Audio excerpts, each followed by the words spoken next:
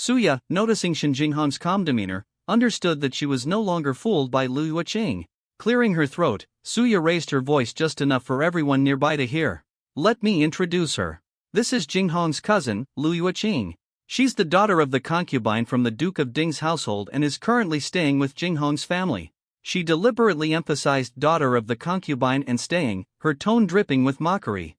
At her words, the expressions of the surrounding noblewomen shifted as they directed their gazes at Lu Yuqing. The Duke of Ding's household? The one infamous for its scandal, where a concubine's daughter had gotten pregnant out of wedlock and was expelled? The realization dawned on them, and their eyes filled with contempt and disdain. So this was the daughter of that shameless woman, no wonder she seemed so unrefined. Under these gazes, Lu Yuqing trembled, shocked that Suya would expose her background so publicly. She bit her lip in fury, but she had to maintain her pitiful facade, tears welling in her eyes. This elder sister. She choked out, I have no quarrel with you. I know my status is lowly and I'm unworthy to stand among you, but you can't slander my mother. As she spoke, she looked to Shen Jinghong with pleading eyes, attempting to sow discord. Could it be that someone told you something to make you misunderstand me? This was a practiced move, playing the victim while subtly casting blame. Shen Jinghong sneered inwardly. Lu Yuqing hadn't changed, still pretending to be the victim, fishing for sympathy, and dragging her down in the process. Unfortunately for her, the women here were no fools. No one would fall for her act so easily. Suya, on the other hand, was fuming. Stop. Stop right there. If there was one thing Suya hated, it was being falsely accused, especially by someone trying to drive a wedge between her and Jinghong. That was asking for trouble. Who are you calling sister? Don't randomly claim relations, I don't have a sibling like you. Hands on her hips, Suya looked ready to spit fire. You're saying I humiliated you? Slandered your mother? Suya laughed angrily. Which part of what I said wasn't factual? Your mother was a concubine in the Duke of Ding's mansion, who got pregnant before marriage and was kicked out. You're eating Jinghong's food and living under her roof. Let me know if you'd like further adjustments. This is merely stating the facts, how is that an insult? If you're ashamed of being called out, you shouldn't have done it in the first place. Suya's words were sharp and unrelenting, leaving no room for Lu Yuqing to defend herself. Lu Yuqing's face turned as pale as a sheet. Her lips trembled, but no words came out. Her usual act of playing the poor me card was utterly ineffective in front of Suya. Li Sisi, who stood nearby, chimed in, lazily fanning herself with a mocking smile. Su Jie is absolutely right. Lu Xiaojie, stop pretending in front of us. Everyone knows there's no shortage of concubine-born daughters worming their way up with crocodile tears. Your little tricks only fool naive men. Trying to pull that on us? Too amateur. Exactly. Zhou Lin sneered. You do shameful things but forbid others from mentioning them? And when they do, you cry humiliation? What kind of logic is that? The surrounding noblewomen nodded in agreement, their eyes filled with derision as though watching a farce. Lu Yuqing was thoroughly panicked. In the past, all it took was a few tears, and the men would side with her, accusing others of bullying her. But today, her tears weren't working at all. These women were utterly unreasonable. Her mind went blank as she realized her little schemes were utterly powerless against their disdain and ridicule. Desperately, she turned her gaze toward Shen Jinghong, who had remained silent the whole time, her voice trembling with desperation. Biaojie. Her tone was tearful, as if she'd been gravely wronged. Are you just going to watch them bully me? Finally, Shen Jinghong reacted. She lifted her gaze to Lu Yuqing, her lips curling into a faint smile that didn't reach her eyes. Diame, her voice was soft but clear, I can't help you because everything Ayet and the others said is true. That single sentence shattered every last glimmer of hope in Lu Yuqing's heart. Her eyes widened in disbelief. Shen Jinghong was siding with outsiders against her. She had changed. Wasn't she supposed to speak up for her? After all, they were cousins. How could this happen? If Shen Jinghong knew what her cousin was thinking, she'd probably laugh herself to death. After all, she was the older cousin. In her past life, Lu Yuqing had caused the destruction of her entire family, yet she still had the audacity to act aggrieved? A wave of fear and resentment surged in Lu Yuqing's heart. At that moment, an untimely voice interrupted the scene. Well, I was wondering what all the commotion was about. Turns out it's just a group of people ganging up on a helpless girl. Impressive. Everyone turned to see Zhao Min'er, the Minister of War's legitimate daughter, approaching with deliberate steps. Her makeup was immaculate, and her gaze was filled with provocation. Shen Jinghong raised an eyebrow slightly. Ah, an old acquaintance. To be clear, Zhao Min'er looked down on Lu Yueqing's act, but she despised Shen Jinghong even more. As long as she could make Shen Jinghong uncomfortable, she'd happily do so. Seeing someone come to her aid, Lu Yueqing clung to this lifeline, forcing out a few more tears to appear pitiful. Zhao Min'er cast her a look of disdain. Pathetic and shameless, she thought. What bad luck! But her words were merciless as she turned her ire toward Shen Jinghong. Shen Jinghong, I thought your illness might have taught you some sense, but you're still petty and intolerant, even to your own cousin. Her gaze swept over Shen Jinghong's attire, her jealousy almost tangible. Oh my, a change of heart today? Not wearing mourning white anymore? Dressing up so brightly for a chance to see the third prince? The moment those words left her mouth, Suya's temper flared. Zhao Min'er, watch your mouth. Who do you think you're talking about? She was ready to confront her head-on. But Shen Jinghong stopped her with a steady hand. This was the palace, and Shen Jinghong knew Suya's fiery temperament well. If Suya couldn't win an argument, she'd resort to physical confrontation, and getting into a fight here was no trivial matter. There was no point in stooping to Zhao Min'er's level. Stepping forward to shield Suya, Shen Jinghong maintained her calm composure as she looked at Zhao Min'er. Her voice was as tranquil as ever. Miss Xiao, you're so worked up, one might think I've dug up your ancestors' graves. Beside them, Zhou Lin couldn't hold back her laughter. Zhao Min'er's face turned beet red. You! Before she could get another word in, Shen Jinghong cut her off, her tone unhurried. You're so eager to stand up for my cousin, calling her a helpless girl and accusing us of bullying her. Could it be that you two are birds of a feather? Her words struck a nerve. Lu Yueqing might be a shameless concubine-born daughter, but Zhao Min'er was the legitimate daughter of the Minister of War.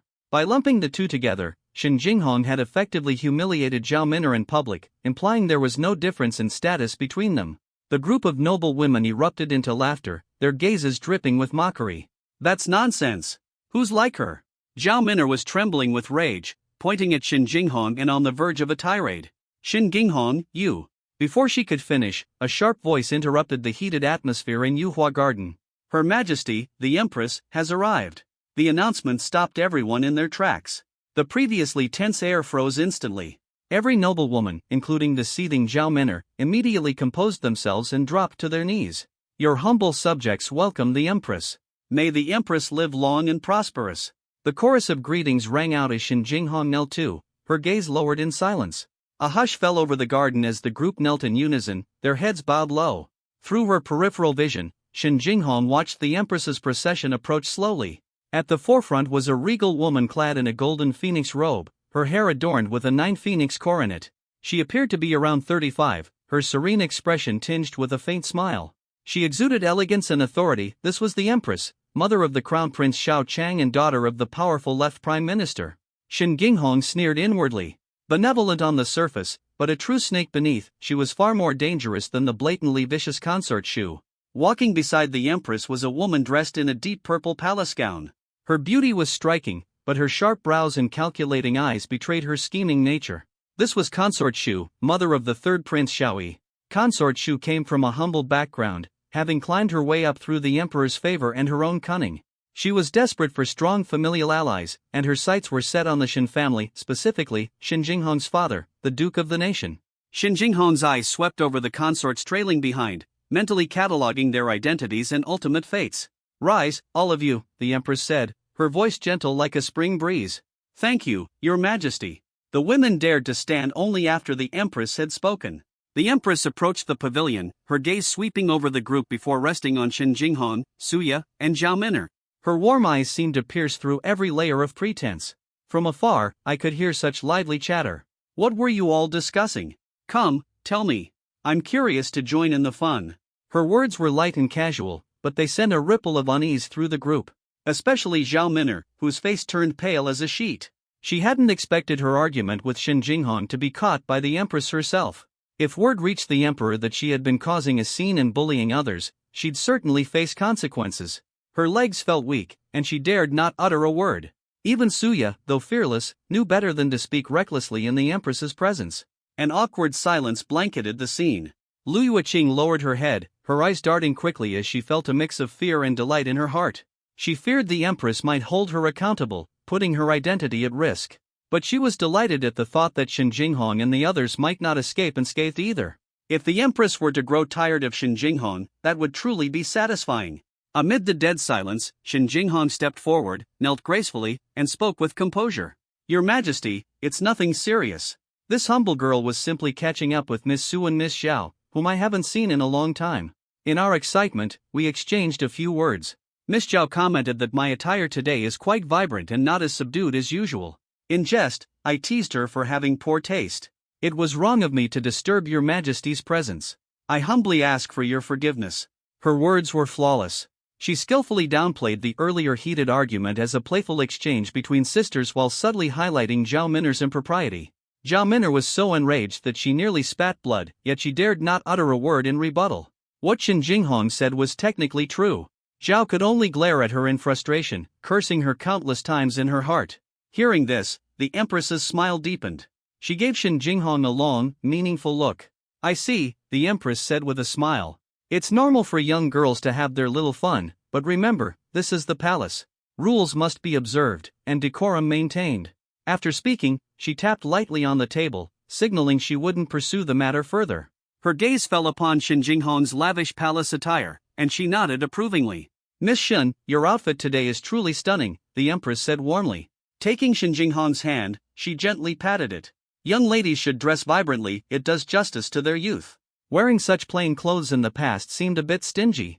On the surface, these words praised Shin Jinghong, but in reality, they were a slap in Zhao Min'er's face and an implicit suggestion for Shin Jinghong to abandon her previously subdued style. Was the Empress hinting that Shin Jinghong's change in attire reflected a change in heart, no longer dressing plainly for showy?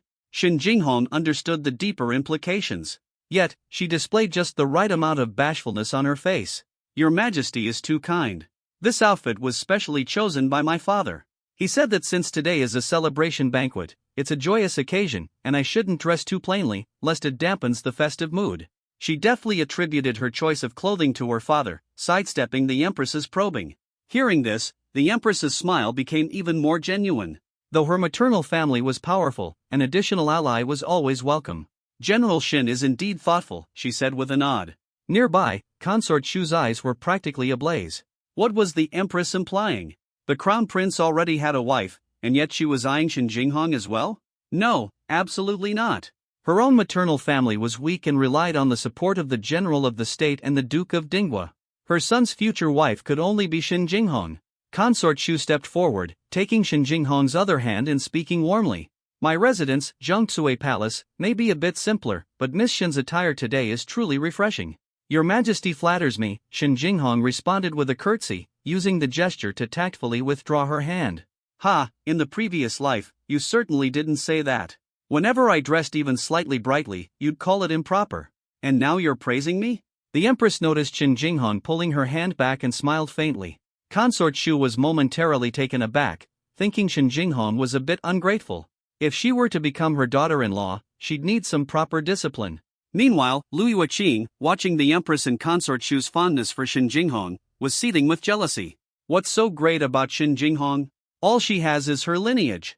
If I had her background, I'd completely outshine her. Noticing Consort Shu's approval of Shin Jinghong, Lu Yueqing panicked. Desperate to leave a good impression on her future mother-in-law, she acted impulsively, overtaken by the urge to stand out. She stepped forward, curtsied gently, and said in a soft voice, "Cousin looks so radiant today, surely it's because she dressed up specially to celebrate Uncle's triumphant return." The atmosphere in the Imperial Garden froze once more. Everyone stared at her as if she were a fool. Even the usually brazen Zhao Min'er looked at her in disbelief. Was this girl out of her mind? The Empress and Consort Shu were speaking, what right did she have to interrupt? This was the palace, not her family's backyard. Did she have no sense of decorum? Shin Jinghong hadn't expected Lu Yueqing to be this foolish. She once thought Lu Yueqing was cunning and skilled at playing the victim. But now, it seemed Lu Yueqing's only talents were feigning vulnerability and garnering pity. Her brain was little more than a tangled mess. How had she, in her previous life, been so thoroughly manipulated by this imbecile, to the point of losing her family and everything else? Shin Jinghong began to seriously question herself. Completely unaware of how foolish she looked, Lu Yueqing didn't realize she had embarrassed herself. She had no concept of palace etiquette. She had rarely attended high society gatherings in the capital, let alone grand palace banquets. Her lowly status ensured she wasn't invited anywhere. When Shen Jinghong used to bring her along, it was during a time when Shen Jinghong was infatuated with Xiao Yi and preferred solitude, avoiding social events to focus on pleasing her crush. Thus, Lu Yueqing's knowledge of etiquette came solely from fictional tales and her mother, Lu Mei's, experience as a concubine's daughter embroiled in petty household struggles. She thought her earlier remark was clever. It praised Shen Jinghong while also showcasing their close relationship. She believed she was being exceptionally smart and eagerly awaited Consort Shu's praise. Perhaps Consort Shu would notice her kindness and thoughtfulness, recognizing her as a suitable future daughter-in-law. Consort Shu did notice her, but not in the way she hoped. The consort's eyes narrowed as she examined this unexpected interloper. A pale blue gown, light makeup, and an air of delicate frailty, it all screamed mediocrity and was utterly unappealing. "And who are you?" Consort Shu's voice was icy. Lu Yueqing's heart leaped with joy, thinking Consort Shu was finally acknowledging her. She hurriedly stepped forward, bowing even lower and speaking in a soft, timid voice. "Replying to your highness, I am Lu Yueqing, a cousin of Lady Shun." Consort Shu's expression darkened immediately. She recognized the name. Her son had mentioned this woman, a low-born schemer who had charmed him. Xiao Yi had even claimed Lu Yueqing was sensible and knew how to help him win over Shen Jinghong. While Consort Shu disliked women of such lowly birth, she had tolerated her for her son's sake.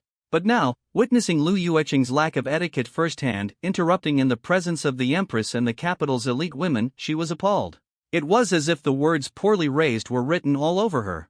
Consort Shu's gaze turned frosty. Already irate over the Empress's attempts to charm Shen Jinghong, she found in Lu Yueqing the perfect outlet for her frustration. "I was speaking with Miss Shun. Who gave you permission to interrupt?" Her voice was calm but laced with disdain and anger, like a slap across Lu Yueqing's face. "The palace is governed by strict rules. Respect for rank and seniority are paramount. Is this how your mother raised you, without any manners?" The scorn in her words was cutting, not only chastising Lu Yueqing but also insulting her mother, who had borne a child out of wedlock. Lu Yueqing's face turned deathly pale as she stood there, utterly stunned. Why? Wasn't she gentle and agreeable? Shouldn't Consort Shu like her? As the mother of the third prince, wasn't she supposed to be on her side? How could she humiliate her so publicly? She stood frozen, her lips trembling, unable to form a coherent response. I only meant," she stammered, trying to explain herself. But under Consort Shu's icy gaze, her mind went blank. The noble ladies around lowered their heads, though their shoulders trembled slightly, clearly stifling laughter. Their gazes were filled with disdain and ridicule. Suya nearly burst out laughing, covering her mouth and winking at Shen Jinghong as if to say, "See? This idiot brought it upon herself." Shen Jinghong hadn't expected Lu Yueqing to be so foolish either. Just as Lu Yueqing was about to be driven mad by the judgmental stares, the Empress's gentle voice sounded. "All right, Shu Fei, that's enough." The Empress stepped forward, glanced at Lu Yueqing's pale face, and shook her head in resignation. "She's just an ignorant young girl, probably nervous and out of sorts since it's her first time in the palace. Arguing with a child only diminishes your own stature." On the surface, these words urged Shu Fei to be magnanimous, but subtly they rebuked her for being petty. Quarreling with a low-ranking girl only tarnished her own reputation. The Empress's words portrayed her as virtuous and kind, forming a stark contrast to Shu Fei's harshness. Shu Fei was so enraged she almost ground her teeth to dust. She understood the Empress's intent, but she couldn't rebut. She couldn't very well insist on punishing this fool excessively. After all, Lu Yueqing was her son's person. If she punished her too harshly, it might alienate her son, which would be counterproductive. Suppressing her anger, Shu Fei let out a cold snort and waved her hand impatiently. "Useless thing. Leave. You're an eyesore." "Why yes. Lu Yueqing, as if granted a pardon, quickly retreated to the side, wishing she could vanish into the ground. Her face burned hotly, more painful than being slapped. The disdainful gazes from the noble ladies around her pierced her like needles, leaving her utterly humiliated. She couldn't understand. She had tried so hard to please Shu Fei, so why had she angered her instead? Her venomous gaze swept toward Shen Jinghong, who stood aside with a calm demeanor. "It was all her fault. If it hadn't been for her failure to teach proper etiquette, I wouldn't have embarrassed myself. She did it on purpose. She wanted to see me make a fool of myself." Hatred consumed her reason, and she clenched the packet of medicine hidden in her sleeve tightly. "Shen Jinghong, just wait. I'll make sure you lose everything." If Shen Jinghong knew what she was thinking, she'd definitely feel wronged. She truly hadn't expected Lu Yueqing to be this foolish. At that moment, a eunuch approached and bowed to the Empress. "Your Majesty, the auspicious hour has arrived, and the banquet is ready." The empress nodded, adjusted her phoenix robe, and maintained her elegant, regal smile. Let's go. She took the lead, with the ceremonial procession following behind her in grand splendor as they headed toward Mingguan Hall. The noble ladies hastily tidied themselves and followed. Shin Jinghong and Suya walked side by side, with Suya whispering complaints. Jinghong, did you see Lu Yueqing's face just now? It was as pale as a ghost, hilarious. I've never seen anyone so dumb in my life. Shin Jinghong chuckled softly, leaned toward Suya, and murmured a few words. Suya's eyes widened in shock before she nodded knowingly. Lu Yueqing trailed at the very back, head lowered, her steps slow and subdued. After passing through a long corridor and winding past rock gardens and pavilions, the magnificent Mingguan Hall finally came into view. Inside the hall, the atmosphere was already lively and bustling. At the center stood the emperor's empty dragon throne. On either side of the throne, officials and nobles sat in order of rank. The customs of the Dixia dynasty were relatively open, allowing men and women to occupy the same hall. Though seated separately, the wide aisle between them ensured they could see each other clearly. As the empress led the noble ladies into the hall, the lively chatter ceased abruptly. Palace attendants guided everyone to their seats. Shin Jinghong was placed in the front row of the women's section, second only to the princesses and consorts. As the legitimate daughter of the Minister of Revenue, Suya's seat was also in the front row, right next to Shin Jinghong. Jinghong, sit here, Suya said excitedly, pulling her down to sit. The two leaned close, whispering to each other. Lu Yueqing's awkward status placed her in a difficult position. She was neither a legitimate young lady nor a titled woman, merely introduced as Shin Jinghong's cousin. Out of consideration for her association with the general's mansion, the palace attendants seated her behind Shin Jinghong. From her seat, she had a full view of Shin Jinghong's radiant back and the slight sway of the golden phoenix hairpin on her head. No sooner had Shin Jinghong sat down than she felt a burning gaze from the men's section. She didn't need to look to know who it was, who else but Xiaoyi. She smirked inwardly, not even bothering to lift her eyelids, continuing her conversation with Suya as if she hadn't noticed. In the men's section, Xiaoyi stared at Shin Jinghong intently, his eyes filled with admiration. Today, she was utterly transformed. Shin Jinghong had always worn plain white clothing with an unadorned face. Though beautiful, she had resembled a budding flower, lacking vibrancy. He once thought that was her most enchanting form. But seeing her today in a crimson palace gown, striding into the hall like flames, he realized how wrong he had been. The brilliance of the red dress didn't overshadow her beauty, it only highlighted her luminous skin. Her lightly made-up face carried an added touch of allure. Her brows, no longer timid or pleasing, now exuded confidence and spirit. Sitting quietly, she hadn't spared him a glance, yet she commanded all attention. Xiaoyi's heart raced uncontrollably. He suddenly realized he had never truly known her. He had grown accustomed to her pursuit and compliance, assuming she would always revolve around him. He had enjoyed being the center of her world, yet he had failed to truly see her. Reflecting on her recent aloofness, a sense of unease, like losing control of prey, crept into him. He disliked this feeling. Neither the general's mansion nor Shin Jinghong could be allowed to slip from his grasp. Today, he was determined to reclaim her. His gaze burned with fervor and determination. In a corner, Lu Yueqing stole glances at Xiaoyi with the corner of her eye. Noticing his gaze constantly directed toward her side, her heart began to race like a startled deer. Third Prince, is he looking at me? He must be looking at me. Is he worried about me? Does he feel sorry for me after seeing Xu Fei reprimand me? Her cheeks flushed instantly. The humiliation from earlier seemed to dissolve under Xiaoyi's affectionate gaze. She was certain the third prince cared for her. Blushing shyly, she lowered her head, nervously twisting her sleeves as her heart swelled with sweetness. She had no idea that, based on her seat, Xiaoyi would have to crane his neck unnaturally to see her past the rows of people in front. Xiaoyi's eyes had been fixed solely on Shin Jinghong. Shin Jinghong, growing increasingly irritated by the sticky intensity of his gaze, furrowed her brows slightly. She picked up her teacup, using the act of drinking tea to shift her focus. As her gaze shifted, she locked eyes with another pair. Those eyes were deep and dark. Unlike Xiaoyi's possessive and fervent stare, this pair held a cold and indifferent look. It was Xiao Su. He was dressed in the formal attire of a prince, his complexion paler than others, his health frail, yet that handsome face still managed to captivate those around him. He usually showed no interest in court affairs, his demeanor aloof, and few paid much attention to him. Now, he sat quietly in his seat, his gaze calm as he looked at her. Their eyes met. Shin Jinghong raised her brow slightly. For today's performance, she'd have to rely on Xiaosu's help. Just that one small gesture was enough to light fireworks in Xiaosu's heart. She raised her brow at me? Xiao's heart raced, nearly suffocating him. A surge of indescribable joy welled up inside him. Hiding his hands under the table, he clenched his fists, using the pain to calm himself. He must not smile. Absolutely not. Xiao tried his best to compose himself, but the corners of his lips betrayed him, curving upward uncontrollably. He had no choice but to bow his head, pretending to study his wine cup, hiding the smile that wouldn't fade. His Dinghong. She was stunning today. That crimson dress seemed tailor-made for her. Shen Jinghong noticed Xiaosa smiling at his wine cup and found his expression somewhat unsettling. A sharp, high-pitched announcement echoed through the grand hall. His Majesty has arrived. Everyone in the hall, including the princes, immediately rose and kneeled. Long live His Majesty, long live, long live. The emperor, clad in his dragon robe, emanated authority as he was escorted by eunuchs and palace maids. He ascended the dragon throne and sat down slowly. He raised his hand, his voice resonating with authority. Rise, my loyal subjects. Thank you, Your Majesty. The crowd rose and returned to their seats. The emperor sat firmly on his throne, his piercing gaze sweeping over the civil and military officials. Despite being just over 40, his commanding presence made it difficult for anyone to meet his eyes. He lifted his cup, raising it toward Shen Tingyun's direction in a toast.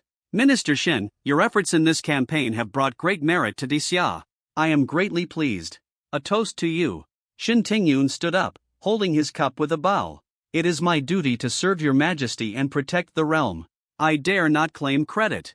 With that, he drained the cup in one go. The emperor laughed heartily, in an excellent mood. Well said. With a loyal and brave minister like you, how can Dixia not prosper? Today, we celebrate General Shen's achievements. Let everyone drink and be merry. Thank you, Your Majesty. The crowd responded in unison, the atmosphere in the hall becoming lively. Music began to play as dancing girls entered, their movements graceful.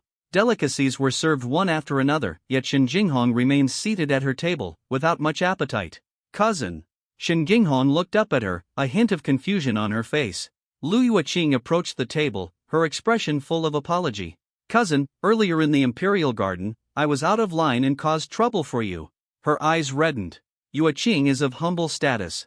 It's my first time in the palace, and I was so nervous that I made foolish mistakes, offending the Empress and noble consort Shu, and embarrassing you.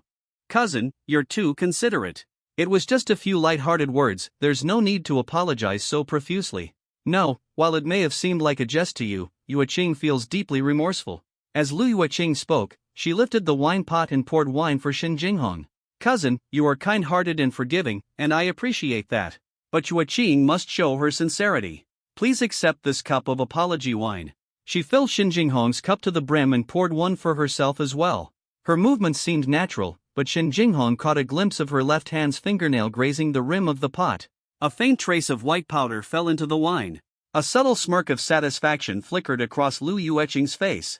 Cousin, Yuqing will drink first to show my sincerity. She downed her cup of wine, then turned it upside down to prove she had finished it. The gesture appeared earnest. But Shen Jinghong knew better. The wine in the pot had been drugged. Lu Yuqing was clever, she drank from her own cup first to avoid suspicion. Her real aim was to create an opportunity for Shen Jinghong to drink from the drugged pot. When something went wrong later, there would be no way to trace it back to her, as both of them had consumed wine from the same pot. It was a meticulous plan. But her little scheme was nothing in the eyes of Shen Jinghong, who had lived through another lifetime. Very well. Shen Jinghong smiled and lifted her cup. Since you're so sincere, I'll drink it. She tilted her head back, finishing the wine in one gulp. Seeing her drink, Lu Yuqing's smile became even more genuine. Internally, she rejoiced Shen Jinghong was just as gullible as ever. Thank you, cousin, for your forgiveness. Lu Yuqing curtsied, her voice soft. I won't disturb you and Miss Su any longer. With that, she left with her wine cup, returning to her seat. Shen Jinghong exchanged glances with Suya, who gave the faintest of nods. The dancers in the center of the hall changed their tune, and the atmosphere was perfect. Shen Jinghong knew Lu Yuqing was about to make her move. She discreetly observed Xiaoyi, noting how he frequently glanced toward Lu Yuqing, signaling her to hurry. Lu Yuqing took a deep breath, picked up her wine cup, and stood, walking toward Shen Jinghong. Shen Jinghong's lips curled into a cold smile. She picked up her teacup, pretending to drink tea, using her wide sleeves to shield the wine pot from Xiaoyi and Lu Yuqing's view. Under the table, her hand lightly tapped Suya. Now! Suya received the signal, her focus razor-sharp. The thrill of executing such subtle maneuvers under the watchful eyes of the imperial court was exhilarating. Suddenly, her chopsticks fell to the floor. "Oh no!" she exclaimed, stopping the palace maid from stepping forward and bending down herself to pick them up. Lu Yuqing was seated diagonally behind Shen Jinghong, not far away. Carrying only her own wine cup, she had just reached Shen Jinghong's side. Under the cover of Shen Jinghong's sleeve, Suya moved swiftly and silently. Her fingers hooked the handle of the wine pot, flipping her wrist to lift it. With her other hand, she securely held the identical wine pot from the table. The exchange was seamless, taking but a moment. The wine pots had swapped places. Mission accomplished, Suya sat upright. "You're so clumsy," Shen Jinghong said, setting down her teacup and smiling in mock reproach. Suya feigned a silly smile on the surface, secretly giving herself a thumbs up for her maneuver. Perfect. The other noblewomen assumed she had merely dropped her chopsticks, completely unsuspecting. Across the table, Xiaoyi furrowed his brows. He felt something was amiss earlier, but with Shen Jinghong and Suya acting as usual, it was hard to determine. Perhaps he was overthinking it. Xiaoyi's gaze lingered on the wine jug by Shen Jinghong's side, a calculating glint in his eyes. As long as Shen Jinghong drank the wine, everything would proceed as planned. Once the deed was done, even if Shen Tingyun was unwilling, he would have no choice but to accept the marriage. Lu Yuqing noticed Suya dropping her chopsticks and inwardly scoffed at her vulgarity. She focused all her attention on Shen Jinghong, unaware that the wine jug on her own table had already been swapped. Her eyes grew increasingly bright, filled with anticipation. Soon, that wretched woman would be utterly ruined. Shen Jinghong saw through everything, a cold sneer forming in her heart. Lu Yuqing quickly resumed her innocent, pitiful smile. "Dearest cousin," she called out again, bowing deeply with a face full of gratitude. "After some thought, though cousin has forgiven me, I cannot rest easy." Suya rolled her eyes from the side. "This shameless woman, when will she stop?" Shen Jinghong regarded her indifferently. "Then what does cousin intend to do?" Lu Yuqing smiled obsequiously. "I dare to propose another toast to cousin." Her eyes sparkled as she said earnestly, "The earlier toast was to apologize, this one is to thank cousin for your magnanimity in forgiving me and for bringing me to the palace banquet to broaden my horizons." Her words sounded reasonable and appropriate. Shen Jinghong observed her, then suddenly smiled. "If you truly recognize your mistakes, how about taking 3 penalty drinks?" Lu Yuqing clenched her teeth. This wretched woman. Even after I've humbled myself, she still wants me to drink 3 penalty cups. But now was not the time to argue. She forced a smile. Of course. With that, she downed a glass, then turned to grab the wine jug on her own table, which had already been switched. She poured 2 more glasses and drank them all in one go. Then, she faced Shen Jinghong and said, "Cousin, I now know my wrongs. Please grant me a chance." Shen Jinghong smiled faintly. "Since cousin is so sincere, naturally, I'll give you a chance." It was a chance to utterly disgrace her. Of course, she'd give it. With that, she picked up the wine jug on the table and poured herself a glass. Lu Yuqing's breath nearly stopped as her eyes fixated on the wine jug, her heartbeat racing. As long as Shen Jinghong drank the wine, it would all be over. What she didn't know was that the wine in her own cup had been spiked. Shen Jinghong set the wine jug down, picked up her glass, and looked at Lu Yuqing with a playful glint in her eyes. "This glass, I toast to you." Lu Yuqing flushed and hurriedly raised her own glass, her voice trembling. "No, it is I who toast to cousin." Watching Shen Jinghong drink her wine in one gulp, Lu Yuqing could no longer hide the glee on her face. She could already envision Shen Jinghong succumbing to the drug, making a fool of herself. She quickly drank her own wine as well and bowed to Shen Jinghong. "Thank you, cousin." Her voice no longer carried a trace of timidity but was brimming with confidence. Lu Yuqing, satisfied, turned around and walked briskly back to her seat, casting a triumphant glance at Xiaoyi across the table. Xiaoyi smirked faintly. Everything was going according to plan. He looked toward Shen Jinghong, who had set her wine glass down with an impassive expression. He was in no rush after all, the drug wouldn't take effect immediately. The substance worked subtly, gradually causing the victim to feel warm and disoriented. Shen Jinghong would only assume she couldn't handle her drink, never suspecting she had been drugged. All he had to do now was wait. Once the effects kicked in, the prey would walk into the trap on her own. The music and dancing continued, and the hall remained lively. Shen Jinghong remained seated, her expression subtly changing. She raised a hand to rub her temple, her brows furrowing tightly. Clearly, she wasn't feeling well. "Jinghong, are you all right? Are you feeling unwell?" Suya asked with concern. Shen Jinghong shook her head, her voice faint. "Nothing, just a little dizzy." She fanned herself, trying to dispel the growing heat. Lu Yuiking thought gleefully that the drug Xiaoyi had prepared was truly potent, it was already taking effect so quickly. Shen Jinghong glanced at Suya's worried face and blinked. "I'll go get some fresh air." Suya hesitated. "Do you need me to come with you?" Lu Yuiking immediately interjected, "I'll accompany cousin." Suya was about to refuse when Shen Jinghong discreetly pinched her hand. Shen Jinghong said weakly, "I'll trouble cousin instead." Lu Yuiking smiled. "It's no trouble at all." She helped Shen Jinghong to her feet. As Shen Jinghong stood, her gaze briefly met Xiaosu's across the room. She silently mouthed, "Come outside." Since Shen Jinghong had started showing symptoms, Xiaosu had been watching her intently. Shen Jinghong turned away, leaning on Lu Yuiking as they staggered out of the hall.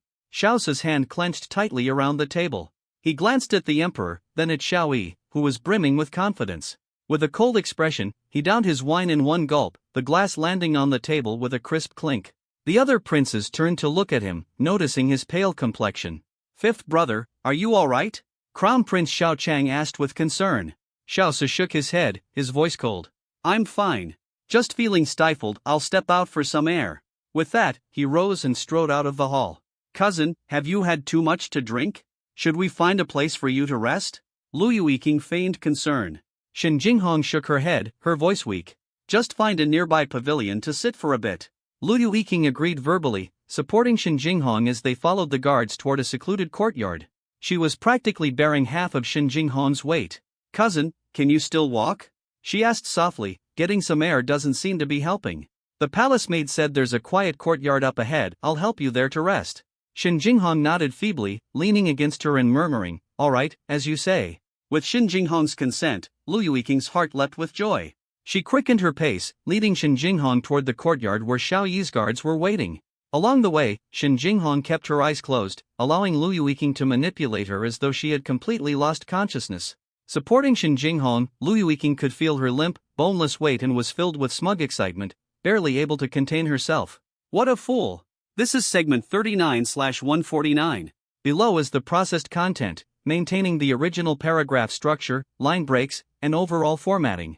Lu Yuiqing initially thought Shen Jinghong had grown more vigilant, but to her surprise, he was still the same, strong on the surface, but utterly useless in reality. Following the guard holding a lantern, Lu Yuiqing entered a secluded path. Shen Jinghong knew in her past life that this path led to an abandoned palace courtyard. The area was desolate, a perfect spot to get things done. Xiaoyi had a keen eye for picking places, indeed. In the shadows, Shen Jinghong's lips curled into a cold smile. Soon, a dilapidated courtyard gate appeared, its red lacquer peeling and mottled. The guards respectfully bowed. "Miss Lu, His Highness the Third Prince said this is the place. He'll arrive shortly. Please go inside with Miss Shen first." "Thank you." Lu Yuiqing nodded. The guards pushed open the creaky courtyard gate and stepped aside. Supporting Shen Jinghong, Lu Yuiqing eagerly walked into the courtyard. The courtyard was barren, except for a clean pebble path leading straight to the central house. "Cousin, we're here." Lu Yuiqing, excited, half-dragged and half-pulled Shen Jinghong inside. Shen Jinghong's steps were unsteady, allowing herself to be manhandled. Once the two entered, the guards outside glanced around, confirming no one was nearby, then gently closed the courtyard gate. They disappeared into the night. What they didn't notice was a shadow slipping out from behind a rockery, stealthily following them. Another figure vaulted over the courtyard wall, landing silently inside. Xiaosu glared at the locked courtyard gate, his eyes brimming with icy fury. Without lingering, his figure flickered as he dashed toward the main house. Inside, a single dim oil lamp flickered, barely illuminating the sparse furnishings. A bed, a table, 2 chairs, nothing more. Lu Yuiqing struggled to help Shen Jinghong to the bedside. "Cousin, rest here for a bit. I'll go fetch some water," she panted, turning to leave. Just as her hand touched the door, Shen Jinghong suddenly stood up. Her previously dazed eyes were now razor-sharp, devoid of any intoxication. Without warning, she struck the back of Lu Yuiqing's neck. Caught off guard, Lu Yuiqing felt a sharp pain, her vision going black as she collapsed unconscious. Shen Jinghong caught her steadily, gently laying her on the bed and arranging her in a sleeping posture. After finishing, she clapped her hands and turned to the door. "Enjoying the show?" A tall figure stepped forward, it was Xiao Su. His icy expression bore an indescribable complexity as he stared at Shen Jinghong. "Did you summon me here just to watch this performance?" His voice was flat, devoid of emotion. Shen Jinghong ignored him, walked to the table, wiped down a chair, and sat down. Of course not, she replied with a smile, looking at Xiao Su. I invited the fifth prince here to ask for your help and, as a bonus, to enjoy a little show. Xiao Su's gaze lingered on her smiling face, his Adam's apple shifting slightly. He stepped into the room but didn't sit, standing a few paces away, his deep eyes unreadable. What kind of show? A switcheroo, Shen Jinghong set down her teacup, her smile fading, replaced by an icy demeanor. Without hesitation, she laid bare Xiaoyi and Lu Yueqing's scheme. She spoke calmly, as if narrating someone else's story. Xiao Su listened, his anger surging, fists clenched tightly, veins bulging. To stoop so low. Using such despicable means to trap a woman his woman . Killing intent radiated from him, plunging the room's temperature to a chilling low. Shen Jinghong seemed oblivious to his reaction. She stood and approached Xiao Su. Though much shorter, she tilted her head slightly to meet his gaze. The two of them stood close, their proximity palpable. Xiao Su caught a faint whiff of osmanthus from her, his body stiffening. His heartbeat faltered, then thundered wildly, pounding as if it would leap from his chest. He felt his ears burn instantly. Lowering her voice, Shen Jinghong spoke seriously, Fifth Prince, can you do me a favor? Xiao Su, striving to maintain composure, replied in a slightly raspy voice that betrayed his tension, name it. Leaning closer, nearly brushing against his ear, Shen Jinghong softly revealed her plan. Her warm breath tickled Xiao Su's ear, sending a shiver down his spine as his mind momentarily blanked. All he could see was her face, so close, and the scent of her lingering around him. When she finished speaking, she stepped back, restoring the distance, and Xiao Su snapped back to reality. He understood her intent to use Xiaoyi and Lu Yueqing's scheme against them, forcing them to reap what they had sown. Xiao Su's deep eyes flickered as he nodded, his voice returning to its icy tone, consider it done. Whatever she wished to accomplish, he would ensure it happened. Shen Jinghong smiled in satisfaction, producing a small porcelain bottle and handing it to him. Later, please have your men feed this to the third prince. Taking the cold bottle, Xiao Su signaled to the shadows outside the window. Instantly, a figure in black appeared like a phantom, kneeling on one knee. Master! Follow Miss Shen's instructions, Xiao Su commanded coldly. Yes. Wei Jin took the bottle, his figure vanishing into the night. With only Xiao Su and Shen Jinghong left in the room, the atmosphere grew subtly charged. Thank you, Fifth Prince, Shen Jinghong expressed her gratitude earnestly. In both her past and present lives, Xiao Su had helped her. She would remember this kindness. No need, Xiao Su replied coolly. Moonlight poured over her, the crimson hue of her palace gown reflecting a silvery glow, making her beauty appear almost ethereal. His heartbeat quickened. Afraid of losing control, he knew he couldn't stay any longer. I'll take my leave. With that, he turned and strode toward the door. Shen Jinghong had no reason to stop him. Humming a cheerful tune, she climbed out the window and left. The cool night breeze rustled through the flowers and grass of the imperial garden. Shen Jinghong skirted around the rockery, avoiding the main banquet hall. Inside Ningguang Hall, the atmosphere remained lively with singing, dancing, and mingling. Most were engrossed, paying no attention to a few attendees quietly slipping away. Xiaoyi sat, his heart anxious yet brimming with anticipation. After waiting a while, he estimated the drug should be taking effect. Sipping his wine, he glanced at the noble consort seated beside the empress. The noble consort, who supported his plan, gave a subtle nod. Though the method was underhanded, binding Shen Jinghong as his future wife was worth it. The military power of the general's manor was crucial for her son's future. Reassured, Xiaoyi rose and left the hall. The night breeze carried a chill, but between the alcohol and his expectations, his mind remained sharp. Alone, he confidently made his way toward the courtyard. The palace paths were quiet, save for the occasional patrolling guards. Xiaoyi quickened his pace, his confidence unwavering. He imagined the drugged Shen Jinghong, her enchanting allure, and how she would surrender to him. Once the deed was done, the general would have no choice but to accept the marriage. Not only would he claim the capital's most beautiful woman, but he would also gain control of immense military power. With that thought, his steps grew lighter.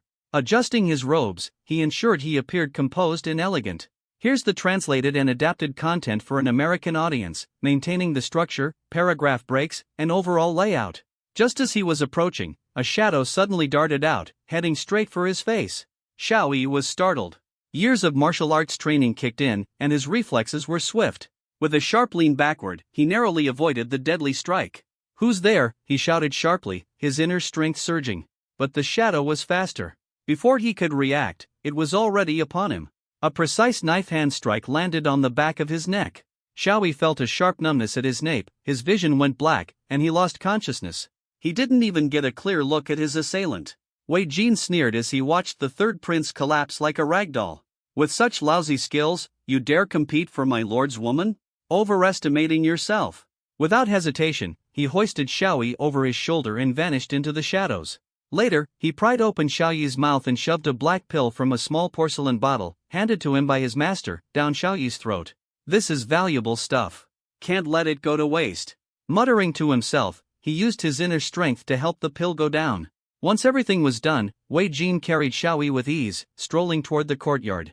After placing Xiaoyi and Lu Yuqing together, he quietly retreated, carefully leaving both the door to the room and the courtyard slightly ajar. Everything was ready, just waiting for the right moment. Inside the Mingguan Hall, Xiao Su returned to his seat with an expressionless face. The crown prince, Xiao Chang, noticed and asked with concern, "Fifth brother, are you feeling unwell? You look so pale." "I'm fine. Just caught a bit of wind." Feeling better now, Xiao Su replied indifferently. He picked up his wine cup and drank it all in one go, his gaze casually sweeping toward the women's seats, searching for Suya. It didn't take long for him to spot her, the anxious figure in pale yellow seated near the front. Putting down his cup, Xiaosu stood and walked directly toward the women's section. His movement instantly drew everyone's attention. The fifth prince, known for his aloof demeanor and reclusiveness, was taking the initiative? Under the watchful eyes of the crowd, he approached Shin Jinghong's seat. Suya, still worried about Shin Jinghong, looked up and was startled to see Xiaosu's icy expression. "Fifth Highness," she stammered. What was he up to with that frosty look? 1,000 thoughts raced through Suya's mind. "Miss Shin is waiting for you at the Peony Pavilion in the Imperial Garden," Xiaosu said in a low voice, audible only to Suya. Before she could respond, he turned and walked back to his seat, as if the person who had just spoken wasn't him. Suya froze in place, taking a moment to process. "Jinghong is waiting for me at the Peony Pavilion? How does the fifth prince know that? Unless..." She glanced at Xiaosu's cold, distant figure, feeling puzzled.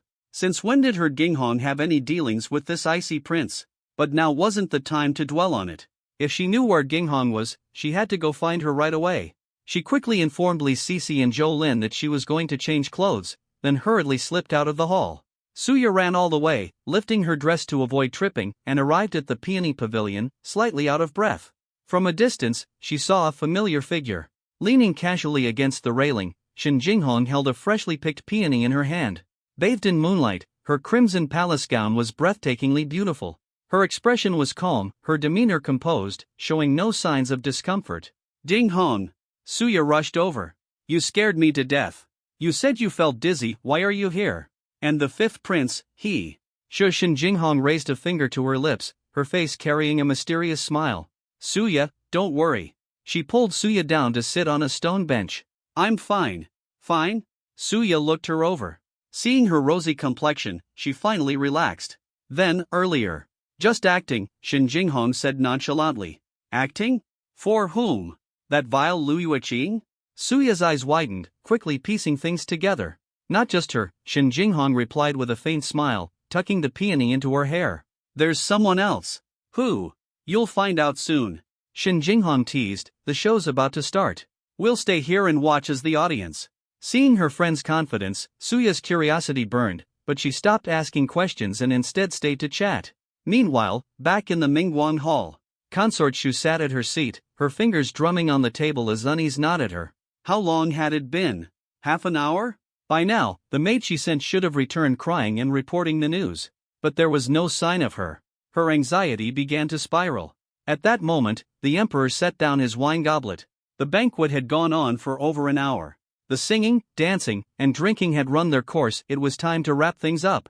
The emperor's gaze swept over the gathered officials, finally landing on Shin Tingyun, the Duke of State. "Minister Shin," he called. The lively hall fell silent in an instant. Shin Tingyun stood and bowed.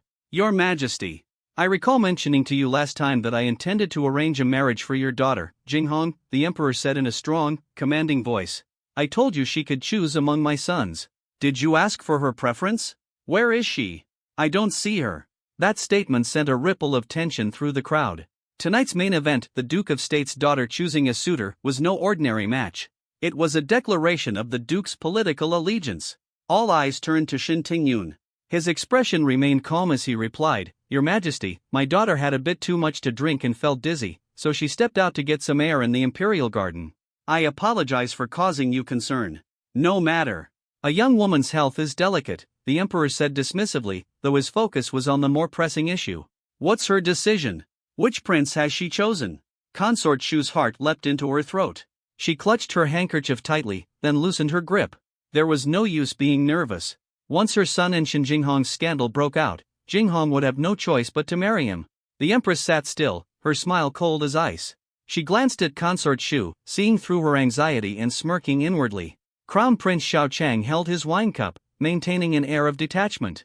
The Duke of State's military power was significant, but with the emperor still young, the crown prince had to tread cautiously and avoid any overt attempts to court the military's favor. Under the weight of everyone's gaze, Shin Tingyun finally spoke.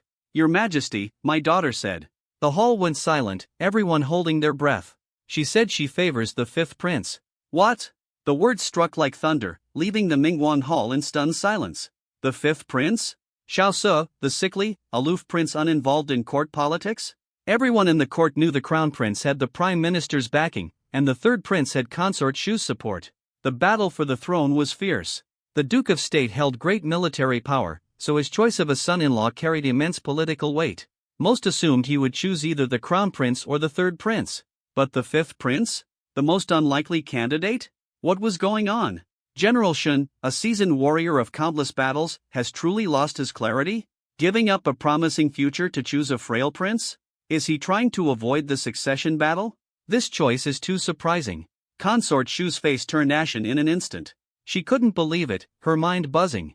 How could this be? Wasn't Shin Jinghong deeply devoted to her son? What's really going on? No, what matters isn't the choice itself. When the scandal breaks, Shin Jinghong's reputation will be ruined. She'll have no choice but to obey her son's will, no matter who she marries. The empress's face briefly registered shock, but a concealed smile quickly replaced it. As long as it's not the third prince, it's fine. The fifth prince, Xiao Su, is weak and poses no threat. The happiest person here was the emperor. He froze for a moment, then realized Shin chose the fifth prince. A weight lifted from his heart. He feared Shin Tingyun would choose the crown prince, which would swell the left prime minister's power and threaten the throne. He also feared the third prince being chosen, as it would intensify the brothers' rivalry. Now, choosing the fifth prince was the best outcome. The fifth prince had been raised by the emperor from a young age. Though aloof, he formed no factions and didn't vie for the throne. Entrusting military power to him was the most reassuring choice for the emperor. If the fifth prince married Shin Jinghong, who held military authority, no matter which son ascended the throne in the future, they wouldn't dare act against the fifth prince. The emperor himself could also face the fifth prince's mother with honor. The only dilemma for the emperor was. His gaze shifted to Xiao Su, who stood in the corner with an indifferent expression. This child is so withdrawn, he thought. His estate doesn't even have a single maid, only guards. When someone tried to send women to his estate before, they were stripped of their clothes and thrown out by him. The emperor had lost several strands of white hair over this, wondering if his son harbored some secret or perhaps even preferred men. Now that Shin Tingyun had chosen the fifth prince, what if Xiao Su rejected her publicly? How would that reflect on him? And how could Shin Tingyun save face? All eyes in the hall turned to Xiao Su in unison. Low murmurs spread through the crowd. Will the fifth prince agree? They say he doesn't like women. Indeed, last time the Ministry of War's Wang family daughter tried to approach him, and she was thrown out by his guards. How humiliating. Shin Miss is the most beautiful woman in the capital. Surely the fifth prince wouldn't turn her down? This prince's thoughts are truly unpredictable. Xiao Su rose slowly. His demeanor remained cold and icy, his complexion pale but his posture upright. His features were flawless, like a carefully sculpted masterpiece. The moment he stood, the murmurs died down. The emperor's heart leapt into his throat, already strategizing how to appease Shin Tingyun if his son refused, so as not to create an awkward situation. No one expected Xiao Su to agree. He walked steadily to the center of the hall, lifted his robe, and knelt respectfully before the emperor. This son, his voice was crisp and cool, leaves it to father's will. 6 simple words fell like a boulder into a still lake, stirring waves that rippled endlessly. The hall fell into a stunned silence. Everyone was shocked. He agreed? The rumored icy prince, untouched by women, actually agreed? Has the sun risen in the west today? The emperor was frozen, unable to speak for a long moment. This child, could it be that he's had a change of heart? Has he fallen for Shin Jinghong? The emperor's heart surged with joy. Fantastic. A solution to the Shin family dilemma and his son's marital arrangements all at once. Kneeling on the ground, Xiao Su appeared calm, but his heart was pounding wildly. She's mine. She told her father she admired me. A wave of exhilaration washed over him. He struggled hard to suppress his smile, but the corners of his lips couldn't help but curl upward. He lowered his head to conceal the grin. The emperor snapped out of his daze and was immensely pleased. Good, good, good. He was about to issue the marriage decree. Come, announce. Before he could finish his sentence, a piercing scream shattered the festive atmosphere, echoing from outside the hall. Aha! Someone! Help! Everyone was startled. A palace maid stumbled into the hall, terrified and disheveled, collapsing to her knees in fright, trembling uncontrollably. Why, Your Majesty, something terrible has happened. The emperor's face darkened. What's the panic? What has happened? The maid sobbed, Your Majesty. At the Qingqiu courtyard, someone is engaging in immoral acts. What? The hall erupted in shock. For such an incident to occur in the imperial palace, it was unthinkable. Consort Shu's heart raced wildly. It's happening. Finally, it's happening. At a glance, she recognized the palace maid as someone she had planted in advance. Consort Shu suppressed her inner glee but quickly put on an expression of righteous anger. She shot up from her seat, pointing at the maid and chastising her sharply. How dare you to spout such nonsense here? The palace is heavily guarded. How could such slanderous claims be made so freely? After scolding the maid, she immediately knelt before the emperor, her face full of pained indignation. Your Majesty, this is a grave matter. Not only does it disgrace the royal family's dignity, but it's also an insult to General Shin's celebration banquet. If we do not punish this severely, where will the royal family's honor be? Where will palace regulations stand? I implore Your Majesty to investigate thoroughly, apprehend these shameless individuals, and punish them severely to uphold justice. Her impassioned words and commanding aura made her seem like a true defender of palace rules. The empress, seated on the phoenix throne, watched Consort Shu's performance coldly, her eyes narrowing slightly. She saw through it all. Seeing Consort Shu's excitement and recalling Shin Jinghong and Xiaoyi leaving the hall earlier, she immediately realized this was a setup. She sneered inwardly, thinking how despicable it was for Consort Shu to use such underhanded tactics to force the Shin family into submission. Outwardly, the empress maintained her composure, preparing to say a few words to diffuse the tension and prevent the scandal from escalating. Your Majesty, perhaps the maid was mistaken and spoke out of panic. Why not take her aside for questioning, so as not to alarm the court? Before she could finish, Consort Shu interjected, Your Majesty. Her Majesty the Empress means well, but this matter concerns the royal family's reputation and cannot be overlooked. If we turn a blind eye, won't the world mock us for having no discipline, allowing such disgraceful acts to happen? Her words left the Empress momentarily speechless. The Emperor's face darkened further, his anger boiling over. For such an incident to occur during his celebration banquet, it was a slap to his face in front of all the ministers. He roared, Bring them to me. I want to see who these shameless people are. The palace maid trembled on the ground, her words stammering. Why, Your Majesty, the people involved, they're of noble status. Noble? The Emperor sneered, rising from his throne. Very well. I'd like to see who dares. With that, he strode toward the hall entrance. The Empress, Consort Shu, several princes, and the ministers all followed, heading toward Qingqiu courtyard. The night air was cool, palace lanterns swayed, shadows stretched long, and the atmosphere grew tense and oppressive. Apart from the sound of footsteps and the rustling of robes, there was silence. Everyone's minds buzzed with speculation. Who could it be, to commit such an act during the imperial celebration? Shin Tingyun, amidst the crowd, felt a heavy weight on his heart. Something about tonight felt off. First, Jinghong's sudden departure, and now this scandal. Everything was too coincidental. This is the 42nd segment out of 149. Following your instructions, here's the content processed while retaining its paragraph structure, line breaks, and overall layout. He was anxious, frantically searching for his daughter's figure, but she was nowhere to be found. He believed his daughter was a well-behaved and principled girl who would never tarnish her own reputation. But what if she'd been framed? At this thought, a fierce killing intent flashed in his eyes. If anyone dared harm his daughter, no matter who, he would make them pay the price. Xiao Su followed behind the emperor with a calm and steady gait, his face devoid of expression or emotion. Meanwhile, Consort Shu trembled with excitement as she walked beside the empress, feigning a heartbroken and anguished demeanor. She could already envision the scene that was about to unfold. The door would be kicked open, Shin Jinghong would be caught in disarray, sharing a bed with her son Er. with solid evidence and no room for argument. By that point, Shin Tingyun would have no choice but to swallow his pride and obediently marry off his daughter to Ir. As for the prior verbal engagement with the fifth prince, a woman disgraced would never be wanted by Xiao Su. Consort Shu laughed inwardly, a surge of joy coursing through her. With their own thoughts weighing heavily, the group arrived at the secluded and rundown Qingqiu courtyard. From a distance, they could hear intermittent lascivious sounds emanating from within the courtyard, piercing through the silent night. Among the many women present, their faces flushed red upon hearing the noises, bowing their heads in embarrassment, unwilling to listen further. The men, however, displayed mixed reactions, some with disdain, some curious, and others smirking mischievously. The emperor's face darkened like the bottom of a pot.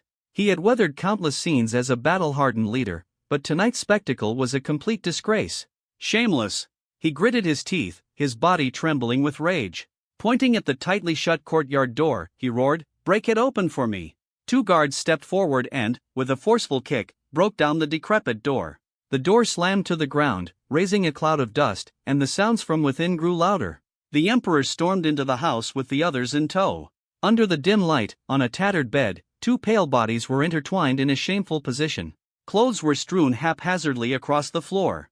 The noise startled the pair, and their movements froze. Consort Shu let out a piercing scream, "How dare you, shameless scoundrels! Have you no decency?" She rushed forward, pointing at the figures on the bed, berating them angrily. "Someone, pull them apart. Such filth offends my eyes." Palace maids and eunuchs hurried to separate the two. Consort Shu shouted at the nearby eunuch, "Quick, fetch a bucket of cold water to wake them up." A bucket of icy water was poured over them, causing the man and woman to groan in pain before finally separating. The woman opened her eyes in terror, hiding behind Xiaoyi. Xiaoyi, due to the dim lighting and the effects of the drug, failed to recognize her as Shin Jinghong. At that moment, he had no time to dwell on the earlier attack. Seeing the crowd at the door, especially his father's thunderous expression, his heart sank. "It's over," Lu Yuqing thought in despair, clutching the torn blanket in panic, wishing she could disappear on the spot. She couldn't understand how things had escalated to this point. She had regained consciousness once, aware that the man on the bed was the third prince and that she had been set up. But the drug was potent, clouding her mind again, and eventually, she succumbed. Drenched in icy water, Xiaoyi trembled uncontrollably, his head pounding and his thoughts in chaos. Facing his father's fury and the crowd's shocked and disdainful gazes, his heart sank. Yet, he clung to the narrative he had scripted. "It's done!" he rejoiced inwardly. Ignoring his naked, disheveled state, he grabbed a robe to cover himself and knelt, kowtowing fervently. "Father, your son has erred," he cried out, his voice filled with regret and passion. "Please forgive me. I truly love Sister Jinghong. It was a moment of drunken folly. I am willing to take responsibility. Please grant us your blessing and allow Sister Jinghong to marry me." The courtyard fell deathly silent. Everyone was dumbfounded. Sister Jinghong? Did he just claim the woman on the bed was Shin Jinghong? All eyes turned to Shin Tingyun, who stood beside the emperor. The face of the great general of the nation turned from black to purple to green, veins bulging as his tiger-like eyes blazed with fury. His body trembled, not from fear, but sheer rage. "Impossible!" Shin Tingyun roared, his voice thunderous. Pointing at the kneeling Xiaoyi, his anger boiled over as if he were about to tear him apart. "The woman on that bed is absolutely not my Jinghong. I know my daughter better than anyone, she would never do such a thing." The emperor's face was as dark as night, his icy gaze sweeping back and forth between his kneeling son, the enraged Shin Tingyun, and the eerily calm fifth prince, Xiao Su. His mind was a chaotic mess. What on earth was going on? Shin Tingyun had just said his daughter favored the fifth prince, but now she was in bed with the third prince? Was the Shin family playing him for a fool? The emperor stared at Xiao Su, his eyes filled with suspicion. What was this kid up to? His future bride was caught in bed with his elder brother, yet he stood there like nothing had happened, so calm it was unsettling. Meanwhile, Xiaoyi, still kneeling, kept his head low, a smug grin tugging at the corners of his mouth. It was done. No matter how it happened, as long as the outcome was what he wanted, it didn't matter. Shin Jinghong, mark my words, now everyone knows we've shared a bed. From this point on, you're mine. You have no choice but to marry me. Consort Shu, having recovered from her shock, was elated. It didn't matter who Shin Jinghong had preferred before, now, she could only become her daughter-in-law. She quickly stepped forward, feigning the reluctant demeanor of a mother forced to scold her child. "Oh, Ir, how could you be so reckless?" Turning to the emperor, she curtsied and pleaded, "Your Majesty, these 2 children were young and impetuous. Since things have come to this point, Why not grant them your blessing and let Ginghong? Before she could finish, a crisp voice rang out from the crowd, filled with confusion and interrupting her. Let me? Let me do what? Consort Shu's words caught in her throat, her smile frozen. Everyone turned toward the source of the voice, the crowd parting to create a path. Under the moonlight, a young woman in a crimson palace gown walked forward, accompanied by another girl in a pale yellow dress. The young woman's figure was graceful, her steps measured, and her luxurious gown shimmered under the moonlight. Her skin was fair, her features exquisite. Ornate golden phoenix hairpins adorned her hair, their dangling pearls swaying with her every movement. Her expression was one of puzzlement, her bright eyes curiously taking in the strange scene in the courtyard. Who else could it be but Shin Ginghong? A collective gasp echoed through the crowd. Jingqiu courtyard plunged into silence once more. Everyone's eyes nearly popped out of their sockets.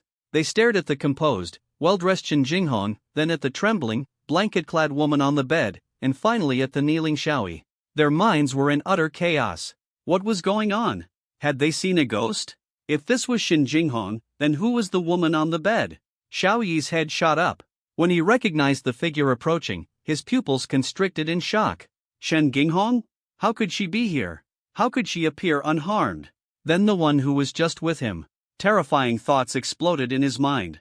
He stiffly turned his head to look at the figure curled up on the bed, his eyes filled with terror and disbelief. The smug joy on Consort Shu's face vanished, replaced by a look of ghostly horror. She trembled, pointing at Shin Jinghong, her lips quivering but unable to utter a single word. No. Impossible. How could she be here? Then who was the person on the bed? Her plan, her perfect plan, where had it gone wrong? Shin Tingyun, seeing his daughter safe and sound, finally felt the weight lifted off his heart. He rushed to his daughter, grabbing her arm, looking her up and down, his voice trembling. Jinghong, are you all right? Where have you been? Shin Jinghong, seeing the worry in her father's eyes, felt a warmth bloom in her heart. She gently patted his hand in reassurance, still wearing her innocent and naive expression. Father, I'm fine. I just felt a little dizzy earlier, so I went to the peony pavilion in the Imperial Garden for some fresh air and a chat. She tilted her head, gazing at the commotion in the courtyard with curiosity. I heard some noise just now, so I came over to check it out. What's going on here? Why is everyone gathered? Her words were natural and reasonable. Suya nodded in agreement. Yes, Uncle Shin, we were just admiring the moon in the pavilion. Jinghong is perfectly fine. The words of the father, daughter, and friend reached everyone's ears. The emperor was the first to recover from the shock. His sharp gaze swept between Shin Jinghong, his panicked son Xiaoyi, and the trembling woman on the bed. A thought flashed through his mind. He had been played. Someone had orchestrated such a grand scheme right under his nose. Rage surged through him instantly. He turned his head, glaring coldly at the kneeling Xiaoyi, his voice icy and frigid. Xiaoyi. Xiaoyi trembled under his father's murderous aura. You just claimed it was Shin Jinghong with whom you engaged in misconduct. The emperor asked, enunciating every word. Now, lift your head, look clearly, and tell me who is the person on that bed. Xiaoyi's mind was in chaos. The lingering effects of the drug, the chill, the failure of the plan, and sheer terror all intertwined, rendering him incapable of thought. He stared blankly at the unharmed Shin Jinghong, then turned to the stranger on the bed, muttering, How could it be you? Before he could finish speaking, he realized he had let something slip and turned pale. Consort Shu, upon hearing this, was petrified. My foolish son! She screamed, trying to interrupt him, attempting to plead for him. Your Majesty, Xiaoyi must have been drugged. You know he would never act so foolishly. Silence!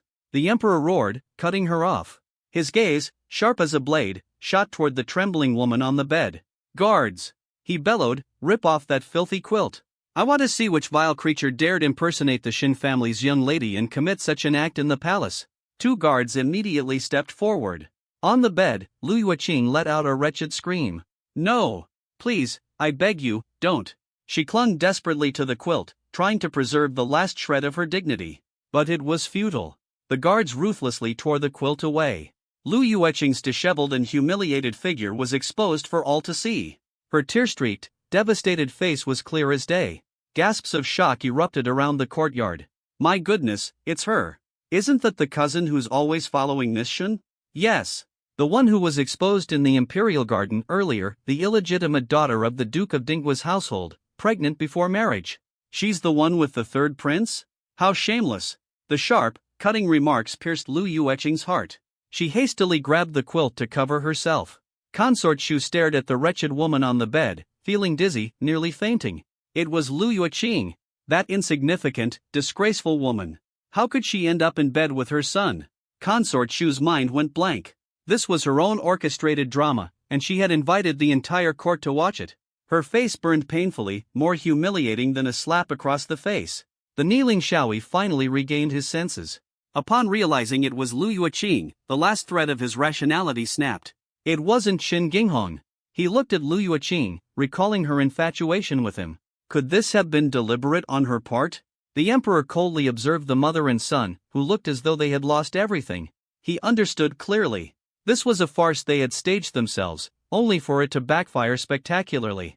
Daring to toy with the reputation of the royal family. Though enraged, the emperor knew family scandals must not be made public. He let out a cold snort, cursing, "You disgraceful fools. Get dressed and get out." With that, he turned and left with a swish of his sleeve, no longer paying them any attention. Once the emperor left, no one dared linger. The empress shot Consort Shu a meaningful glance, a faint smile on her lips, before gracefully following the emperor. Consort Shu cast a venomous glare at the humiliated Lu Yuqing on the bed, wishing she could tear her apart. But for now, she could only swallow her humiliation in fury, leaving in a daze. The courtyard quickly emptied. All that remained were Shaoyi, now clothed but still disheveled, and Lu Yuqing, wrapped in the quilt and sobbing as though her heart would break. The night wind swept through, leaving Shaoyi feeling cold to his core. The crowd, which had gathered in the Qingqiu courtyard, now moved toward the brightly lit Ningguan Hall in a mighty procession. Tension marked their arrival. The atmosphere on their return was far more nuanced. Suya, holding onto Shen Jinghong's arm, walked at the back of the group. She leaned close to Shen Jinghong's ear, speaking in a low, excited whisper, her cheeks flushed. "Jinghong, was this the good show you mentioned?" Shen Jinghong, seeing her excitement, responded with a sly smile. "Hey, Jinghong, look." Suya motioned with her chin toward a figure behind them, her voice lowered. "Isn't that Zhao Min'er? Why is she crying like that?" Shen Jinghong followed her gaze. Zhao Min'er, supported by a maid, walked at the end of the procession. Her eyes were red and swollen, her appearance utterly pitiful. Suya whispered, "Serves her right, crying like that.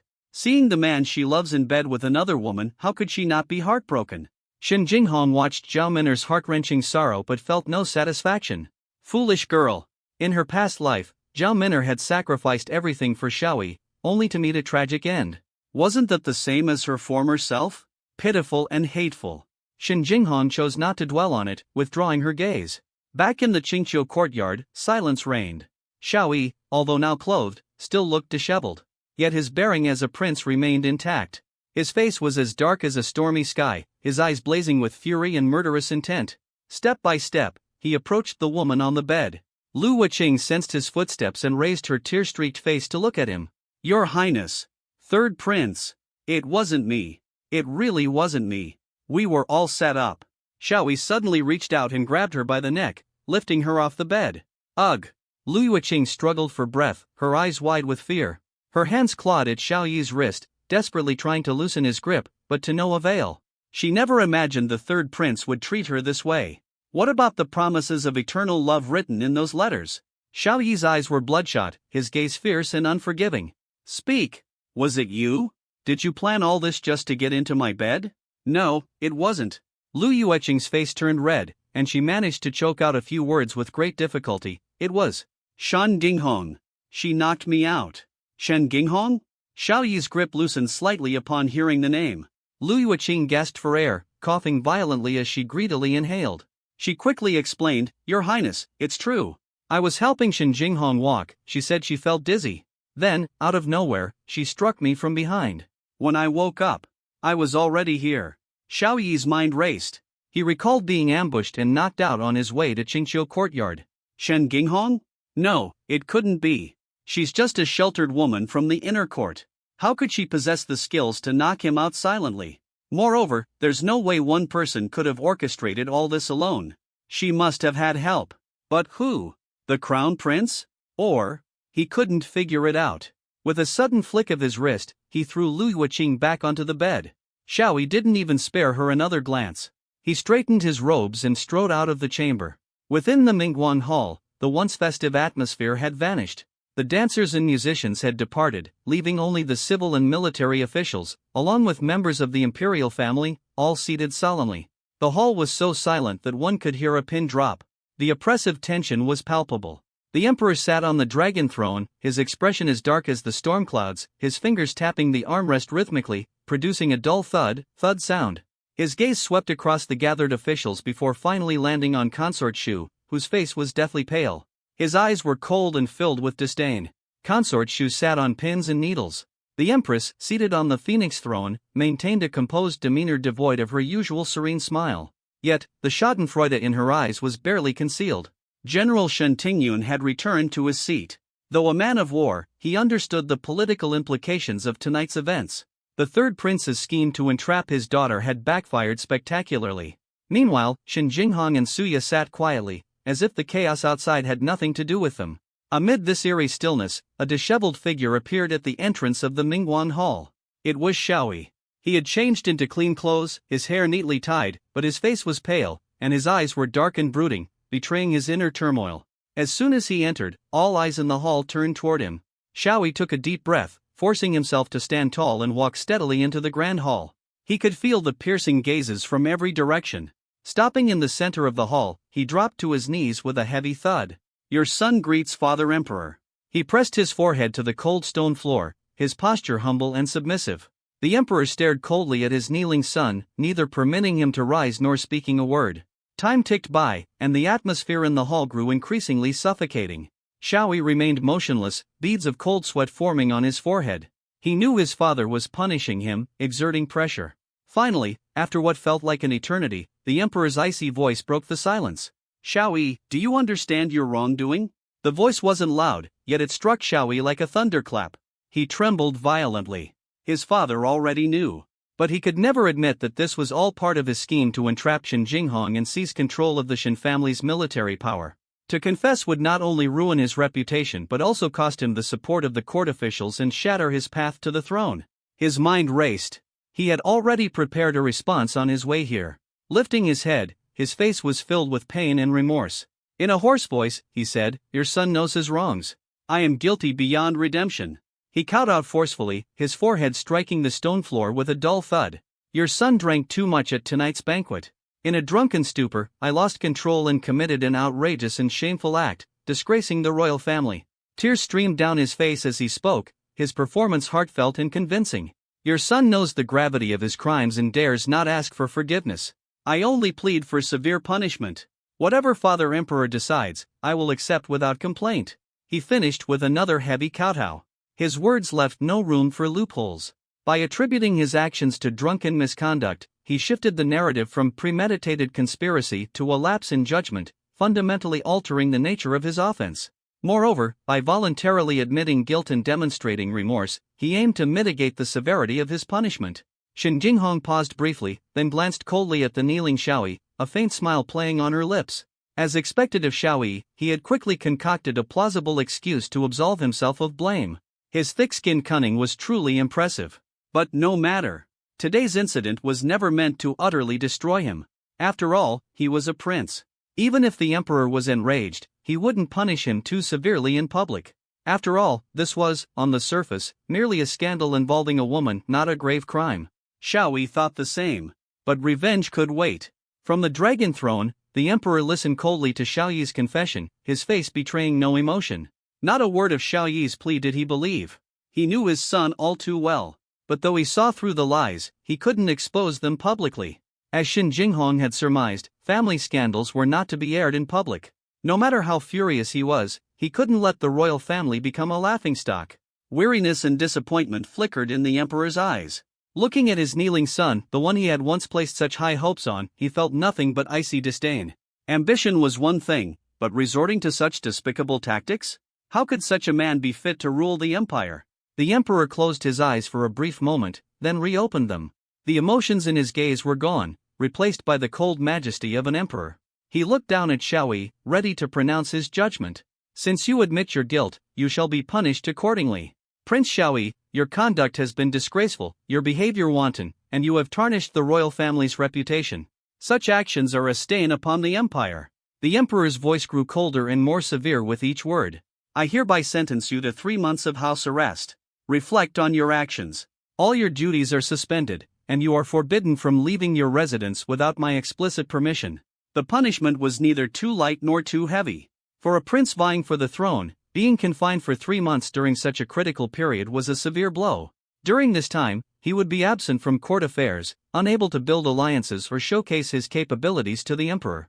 His rivals would seize the opportunity to overshadow him. But it was only house arrest. His royal status and title remained intact, his foundation was unshaken. 3 months later, he still exuded charm and held significant power. Xiaoyi knelt on the ground, his mind racing with calculations. This outcome was far better than he had imagined. After all, the emperor still valued their father-son bond and the dignity of the royal family. He let out a breath of relief and quickly bowed his head in gratitude. Your son accepts the decree with gratitude. I will deeply reflect and not disappoint your expectations, father. The noble consort also breathed a sigh of relief. Although she felt heartache over her son's confinement, at least nothing catastrophic had occurred. As long as he was still alive, there was always a chance to turn things around. Just as everyone thought the matter had concluded, a gentle yet authoritative voice echoed, "Your Majesty." It was the Empress. She set down her teacup, her expression troubled. "The third prince has made a mistake and should be punished, but what about Miss Lu?" Everyone's hearts tightened. Right, what about Lu Yueqing? The third prince had been punished, but what of that woman? The noble consort felt her heart jolt violently, glaring fiercely at the Empress while cursing inwardly, this wretched woman. Why bring her up now? What is she plotting? The Empress sensed the seething anger but remained indifferent.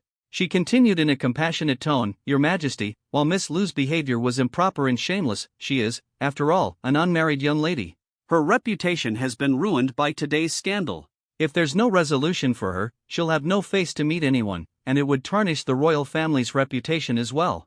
Though the Empress's words seemed to advocate for Lu Yueqing, they were, in reality, a sharp jab at both the noble consort and Xiaoyi. Improper behavior, shameless, these words criticized Lu Yueqing while also condemning Xiaoyi. A resolution for her? The noble consort screamed internally. My son is a prince. Why should we give that vile woman any resolution? She wished she could march over and tear the Empress apart. The Emperor's expression remained stoic as his gaze once again fell on Xiaoyi. "And you, what do you propose?" The question bore down on him like a mountain. What could Xiaoyi do? It was impossible for him to marry Lu Yueqing as his primary wife, and the Emperor would never agree to such a thing. The position of a prince's main consort was too prestigious for her.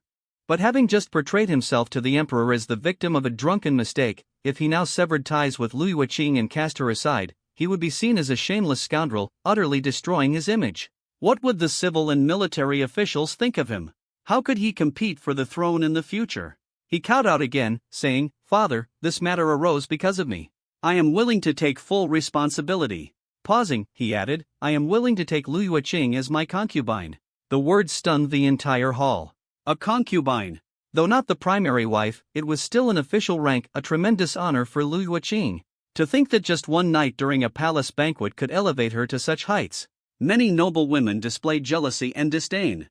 Amid the crowd, Zhao Min'er's face turned pale the moment she heard the words concubine. She bit her lip, her nails digging into her hands as her entire body trembled. A concubine. That wretched Lu Yueqing, how is she worthy? The noble consort nearly choked when she heard concubine. That vile woman, a concubine for her son? She wasn't even fit to wash his feet. But her son had spoken publicly. No matter how unwilling she was, she couldn't refute him. She understood that her son was crafting an image of responsibility. Even so, the noble consort felt as if her heart was bleeding. In the dead silence, her gaze swept across the grand hall. Shen Jinghong was out of the picture. Her son had not distanced himself from Lu Yueqing, so that opportunity was gone. The military power of the Zhengui general's household was also lost. Was this the end? Her gaze landed on Zhao Min'er, who was crying pitifully and trembling uncontrollably. The Minister of War. Zhao Min'er.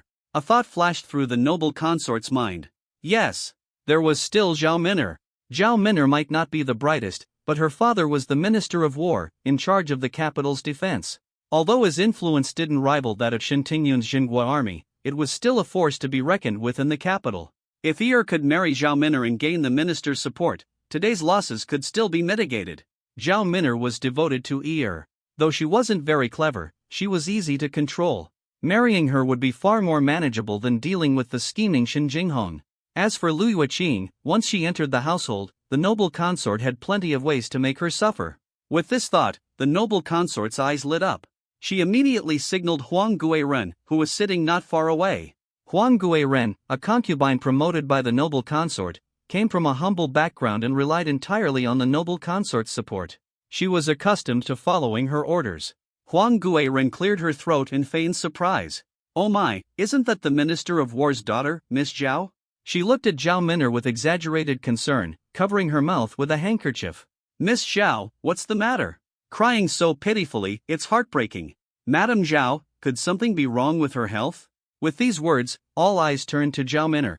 In an instant, she became the center of attention.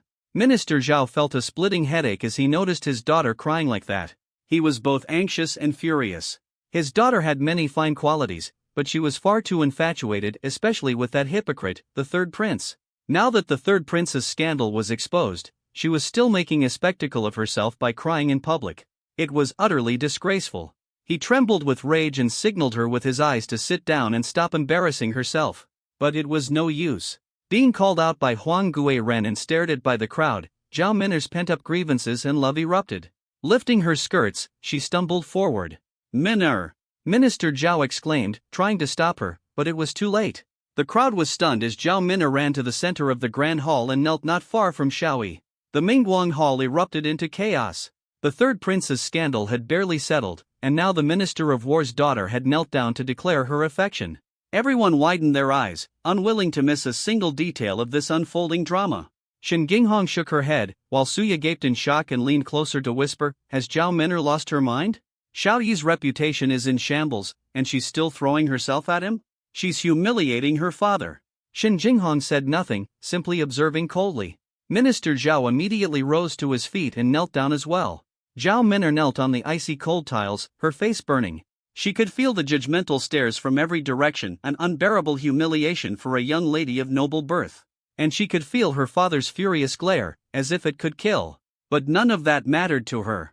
Her eyes were fixed on the lonely yet unyielding figure of the man before her. He was the one she had admired for years, the third prince. A surge of courage welled up within her. She raised her head, her tear-streaked face filled with determination. Facing the emperor on the dragon throne, she kowtowed deeply. "Your Majesty." Her voice was hoarse but resolute. "This humble daughter, Zhao Min'er, daughter of the Minister of War, has something to say." Minister Zhao felt his vision darken, nearly fainting. What is this rebellious girl trying to do? She's bringing disgrace to the family. He wanted to cover his daughter's mouth and drag her away. But in front of the emperor and the entire court of civil and military officials, he dared not act rashly. The emperor looked at Zhao Min'er, his expression calm as he asked indifferently, "What do you want to say?" With permission granted, Zhao Min'er took a deep breath and shouted with all her might, "Your Majesty." This humble girl has deep affection for the third prince. Most people in the capital already knew about her love for the third prince. Still, hearing her confess so bluntly in public left everyone utterly stunned. This was beyond bold. Truly the daughter of a military family, fearless. As she spoke, she gazed deeply at Shaoyi, her eyes filled with trust and infatuation. "I ask for no title, no status, Your Majesty. I only wish to stay by the prince's side and share his burdens. Even if it's as a concubine, I am willing." Her heartfelt plea was moving. "I know my actions today violate family rules and bring shame to my father. But my feelings for the prince are as true as the heavens and earth.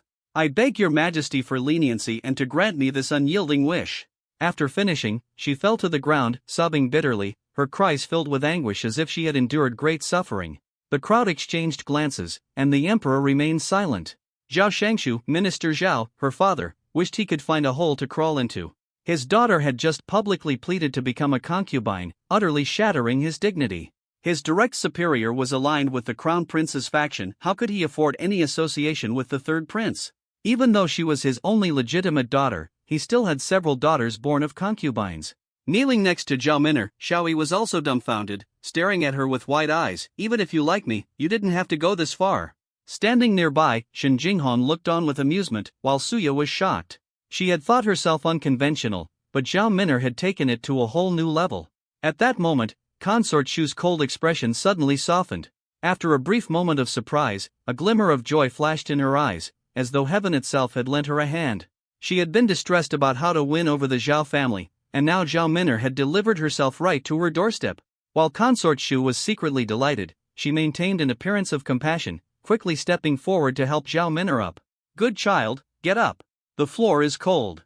She wiped Zhao Min'er's tears with a handkerchief, her voice soft and comforting. "I understand your feelings, my dear.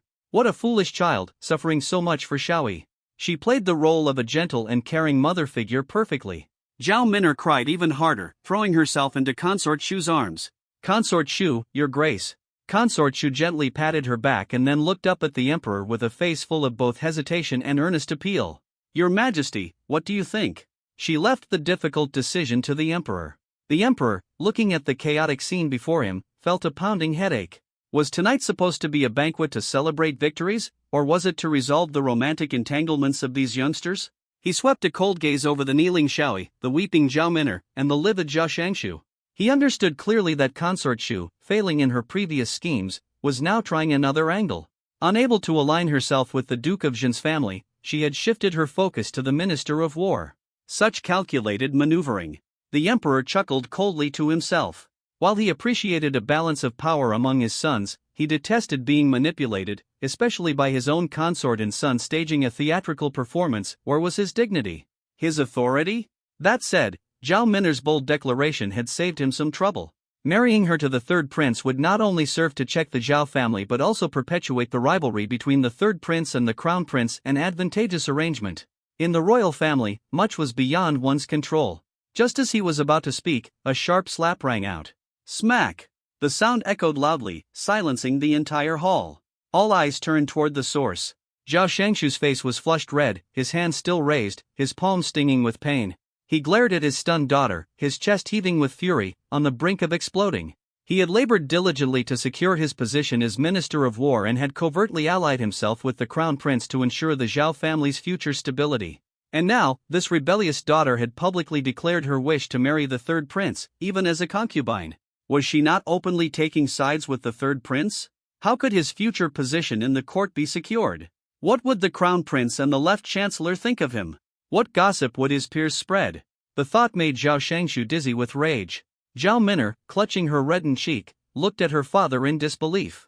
He had never spoken harshly to her before, let alone struck her, yet today, he had slapped her in full view of the court. "Father!"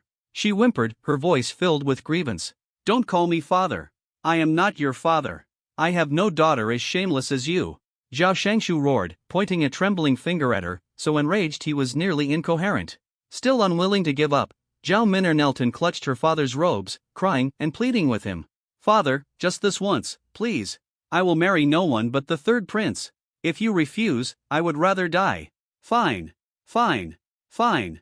Zhao Shangshu laughed in fury, looking at his daughter, blinded by emotion, and feeling all paternal affection vanish. He flung her hands off his robe with a sharp motion. "You want to marry? You want to die? I'll grant your wish." Turning to kneel before the emperor, he gritted his teeth and declared, "Your Majesty, this minister has failed in raising his daughter, producing such a shameless disgrace. I am guilty unto death. I beg your Majesty to remove her from the Zhao family registry." His voice was firm and resolute. "From this day forward, her life or death has nothing to do with the Zhao family. She is no daughter of mine." The declaration was like a thunderclap, leaving the entire court in shock. He was severing ties with his daughter on the spot. Consort Shu and Xiao Yi's faces turned pale, stunned. Zhao Shangshu was disowning his daughter? All their painstaking efforts to orchestrate this drama now amounted to nothing. A woman expelled from her family, with no background or support, would be little more than a decorative accessory if married. Consort Shu clutched her chest, seething with anger. She hadn't expected Zhao Shangshu to resort to such an extreme measure.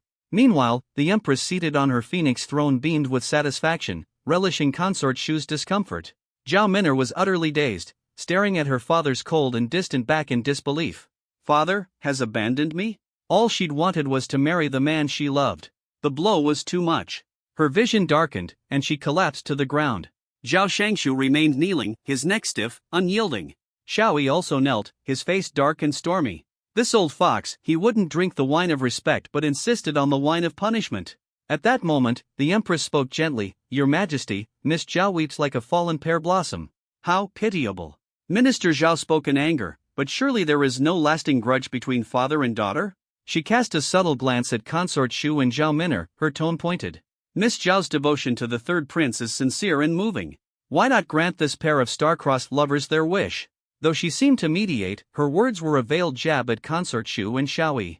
Everyone understood that Zhao Shangshu's disowning of his daughter was no mere outburst. Even if it were, the empress could use her father's influence to escalate the matter. The daughter of the Minister of War, publicly disowned by her father, married to the third prince, what benefit could that bring? Consort Shu was trembling with rage, her nails digging into her palms. That wretched woman! She had known all along that the empress had no good intentions. Yet the empress spoke with such righteousness that there was no room to argue. She couldn't possibly say, what we valued was military power. Now that Minister Zhao has disowned his daughter, we don't want her anymore. That would completely shatter Xiaoyi's image as the benevolent prince. Consort Shu's face darkened and brightened alternately, and though she dearly wished to tear the empress to shreds, she could only muster a forced smile and say, "Thank you, your majesty, for your kindness." The emperor, seated on his dragon throne, watched this battle of wits and wills unfold, irritation building in his chest. He could see through the empress's scheming, but it suited his purpose. He wanted to teach his third son and Consort Shu a lesson, to show them that scheming always came at a cost. Letting out a cold snort, he swept his authoritative gaze over the three kneeling figures. His voice thundered, "Minister Zhao, rise." Minister Zhao stiffened, realizing the emperor had made his decision. Though unwilling, he had spoken too harshly to retract his words. He could only bow in thanks and stand, his face more miserable than if he were crying. The emperor's gaze shifted to Xiaoyi and Zhao Miner. "Since Zhao Miner is so devoted to you, I will fulfill her wishes." Hearing this, Zhao Miner's face lit up with joy, her whole body trembling with excitement. Finally, she was going to marry the third prince. But the emperor's tone suddenly turned. "The third prince's residence still lacks a primary consort. Zhao Minor, though you come from the minister's household and thus hold some status, yet." The emperor's voice grew cold. "Your behavior today was improper, lacking the virtues of a noblewoman. The position of primary consort is not for you." Zhao Miner's smile froze. The emperor continued, "I hereby decree that you shall be conferred the title of secondary consort to the third prince, and the wedding date will be selected soon. As for your severed ties with Minister Zhao, that is your matter to resolve. A secondary consort. Although not the primary, she would at least be a secondary consort." After a brief moment of disappointment, hope reignited in Zhao Miner's heart. As long as she could marry the third prince and stay by his side, she was willing to be a secondary consort. Overwhelmed with emotion, she kowtowed in gratitude. The emperor then said, "As for Lu Yueqing, though she is the daughter of Duke Lu's concubine and has severed ties with her family, it would be inappropriate to make her a mere concubine. She shall enter the residence as an honored concubine." Consort Shu's face turned ashen. A secondary consort? An honored concubine? A woman disowned by her family and another of dubious reputation, were they even worthy of being her son's secondary consort and honored concubine? But what was done, the emperor's decrees were final. She could only swallow her anger. The atmosphere in the hall grew tense. The banquet meant to celebrate the achievements of the nation's general had devolved into a farcical selection of brides. And the chosen brides? Each one carried a tarnished reputation. One was the disowned daughter of a minister, the other, a woman caught in a scandal with a prince during a palace banquet. Utter absurdity. Many officials lowered their heads, stifling their laughter. Consort Shu felt the weight of their mocking gazes, her face burning as though she had been publicly slapped. Never in her life had she been so humiliated. She glared at the empress. If not for her meddling, none of this would have happened. The empress, sensing her gaze, didn't even bother to look her way. She maintained a serene smile, embodying the dignity of an empress, leaving Consort Shu seething with rage. Xiaoyi's emotions were a tumultuous mix. He didn't want to take Lu Yueqing as an honored concubine, nor Zhao Minor as a secondary consort, but he had no choice but to accept it now. He knew he had angered his father. If he continued to resist, the consequences would be even graver. He kowtowed and expressed his gratitude. "This son accepts the decree with thanks. Thank you, father, for granting my wishes." Zhao Miner's face was flushed with happiness. She secretly glanced at Xiaoyi, her eyes filled with love and joy. Shen Jinghong, however, sneered coldly. Xiaoyi still believed he could win Shen Jinghong over, thinking she was merely throwing a tantrum and that with a little coaxing, all would be well. He planned to visit her after his period of confinement ended, to explain everything. He would tell her that Lu Yueqing had schemed against him and that his heart belonged solely to her. He'd insist that marrying those women was only to preserve the royal family's dignity. He was confident she would believe him. After all, she loved him so deeply, how could she possibly move on so easily? With this thought, hope reignited in Xiao Yi's heart. As long as Shen Jinghong stayed by his side, there was still a chance to fix everything. He stared at Shen Jinghong, his eyes filled with determination. Shen Jinghong felt his gaze and shivered with disgust. She knew Xiao Yi too well. He always lived in his own world, thinking everyone ought to revolve around him. He fancied himself clever, believing he could manipulate everyone. She averted her gaze and ignored him. The farce finally came to an end.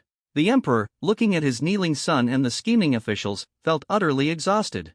He rubbed his temples, his gaze sweeping across the hall before finally landing on his fifth son, Xiaosu, who sat quietly in the corner, calm as always. Beside Xiaosu was Shen Jinghong, equally composed, as if the earlier chaos had nothing to do with her. The emperor felt a sliver of comfort. At least his fifth son and Jinghong spared him from worry.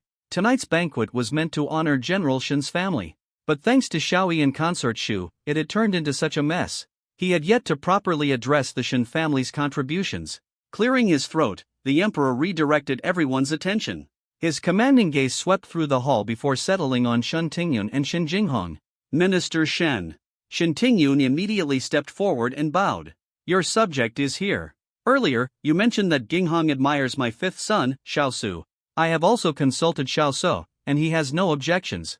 The emperor's voice resonated throughout the hall. Since the two are mutually fond of each other, it is a match made by heaven. Upon hearing the words admires the fifth prince, Xiao Yi abruptly raised his head, staring at Shen Jinghong in disbelief. How could this be? How could Shen Jinghong possibly like that frail fifth prince? Everyone in the capital knew how deeply she loved him. She had waited for hours in the cold outside his residence, made him a cloak by hand, her fingers pricked and calloused from the needlework. She loved him so much, how could her feelings change so suddenly? She must be acting out of spite. Yes, this had to be her way of making him jealous because of Lu Yuqing. Yes, that had to be it.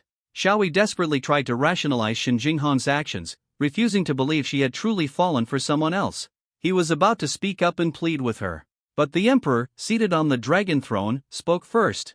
Today, in the presence of the court, I decree the marriage of the fifth prince, Xiaosu, and General Shen's daughter, Shen Jinghong. The wedding date shall be determined by the imperial astrologer. Xiao Yi knelt there in a daze, his mind blank. Betrothed. His father had actually betrothed them. This is section 48/149. Here's the processed version in English while preserving the original paragraph structure, line breaks, and overall layout. He looked at Shen Jinghong in disbelief, only to see her calmly stand up. Under the watchful eyes of everyone, Shen Jinghong lifted her skirt and gracefully walked to the center of the hall. Silent Xiaosu stood up as well, ignoring Xiao Yi, and walked directly to Shen Jinghong's side. The two stood shoulder to shoulder, one cold and tranquil like the moon, the other radiant and fiery like the sun, an inexplicable harmony between them. Then, to the shock of the crowd, they lifted their robes and knelt down slowly. Your son, daughter, humbly thanks your majesty for your immense grace. Their clear voices resonated throughout the bright light hall. This kneeling shattered Xiao Yi's last illusion completely. He watched helplessly as the woman he yearned for knelt together with the brother he despised most, accepting the imperial decree of marriage. A wave of unprecedented panic engulfed him like a tidal wave. Something felt as if it had been forcibly ripped from his life. He tried to grasp it, but nothing was within reach. As for Xiaosu, who was kneeling, his expression remained calm, but his heart raced wildly. From this moment on, she was his rightful fiancée, his future princess. An indescribable joy overwhelmed him. He secretly glanced at Shen Jinghong. She remained indifferent, her emotions unreadable. Yet to Xiaosu, she shone brighter than the moon in the sky. The emperor looked at the kneeling pair, visibly pleased. Good, good, good. He said good 3 times, the gloom on his face vanishing, replaced by a rare smile. As the palace banquet ended, the attendees departed the bright light hall with varied emotions. Tonight's dramatic twists and turns had provided an overwhelming amount of information, enough to keep them digesting for days. The third prince had been disgraced and placed under house arrest. The daughter of the Minister of War, who had shamelessly begged to become a concubine, was publicly disowned by her father. The most shocking revelation, however, was that the general's manor had forsaken the crown prince and the third prince, the two strongest contenders, and unexpectedly chosen the least prominent fifth prince. Xiao Yi wandered aimlessly through the crowd, his mind in turmoil. He couldn't recall how he had stood up or exited the bright light hall. Dazed and listless, he resembled a walking corpse. Until a familiar figure passed by him. He snapped back to his senses. It was Shin Jinghong. She was walking alongside Shin Tingyun, preparing to leave. Xiao Yi's mind buzzed, and he disregarded all propriety, pushing through the crowd and rushing toward her, reaching out to grab her sleeve. Ding Hong! Before his hand could touch her garment, a strong hand, like an iron clamp, blocked him. It was Shin Tingyun. The imposing general of the nation had a face dark as a storm cloud. He stared at Xiao Yi, his battlefield-hardened eyes filled with disgust and warning. "Your Highness, please have some self-respect." Shin Tingyun's voice was low and gravelly, exuding authority. Normally, Xiao Yi would tread cautiously around him. But now, he couldn't hear a word. As if deaf, he fixed his red-rimmed eyes on Shin Jinghong, who was protected by her father. "Jinghong, this can't be real." His voice trembled. "Choosing the fifth prince wasn't your decision, right? You're mad at me, so you're doing this on purpose, aren't you?" He refused to believe it. He would never believe it. The girl who had followed him for so many years, the one who had said she would marry no one but him, how could she possibly stop loving him so suddenly? Shin Jinghong looked at his pained expression and felt nothing but revulsion. Here it was again. The same hypocritical facade. In her previous life, it was he who had caused her family's downfall. Even in her final moments, he had worn this very mask. How laughable. Her gaze turned icy. She stepped out from behind her father and looked at Xiao Yi calmly. "Your Highness, have you misunderstood something?" Her tone was distant. "Choosing the fifth prince was entirely my decision." Her lips curved into a faint smile, but there was no warmth in her eyes. "His Highness the fifth prince is noble in character, radiant and virtuous, a dream match for many noble women in the capital. It's only natural that I admire him." The words "admire him" stabbed into Xiao Yi's heart like a dagger. "No! Impossible!" Xiao Yi muttered, "You're lying. You love me." As he spoke, he tried to grab Shin Jinghong's arm, desperate to shake her out of what he thought was a fit of anger. But he was stopped. This time, not by Shin Tingyun. A dark figure stepped in front of him. Before Xiao Yi could react, a palm struck his chest with precision.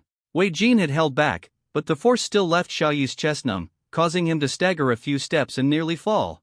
Steadying himself, Xiao Yi looked up in shock and anger to see a man in a guard's uniform. "How dare you lay a hand on me?" Xiao Yi roared. Wei Jin ignored him and respectfully stepped aside. A tall figure slowly emerged from behind him. It was Xiao Su. Still as cold as ever, yet his gaze toward Xiao Yi was even colder, carrying a sharp, cutting edge. Xiao Su walked to Shin Jinghong's side, instinctively shielding her. Shin Tingyun felt uneasy but, seeing that the third prince didn't escalate matters, chose to remain silent. Xiao Su's actions were full of possessiveness and protection. He looked at Xiao Yi, whose face was pale with anger, and spoke with a voice as cold as ice shards. "Third brother, are you coveting my fiancée?" The words "my fiancée" were spoken softly but were deliberate and resonant. He was declaring his claim. Not just to Xiao Yi, but to everyone. Shin Jinghong belonged to him. She was his rightful, future princess. No one else was allowed to touch her. Xiao Su's words rang in Xiao Yi's ears, unbearably sharp. Xiao Yi trembled with rage, pointing at Xiao Su, yet unable to utter a word. What could he say? Deny that he was coveting her? Everyone had just witnessed him reaching for Shin Jinghong. And Shin Jinghong was Xiao Su's future fiancé.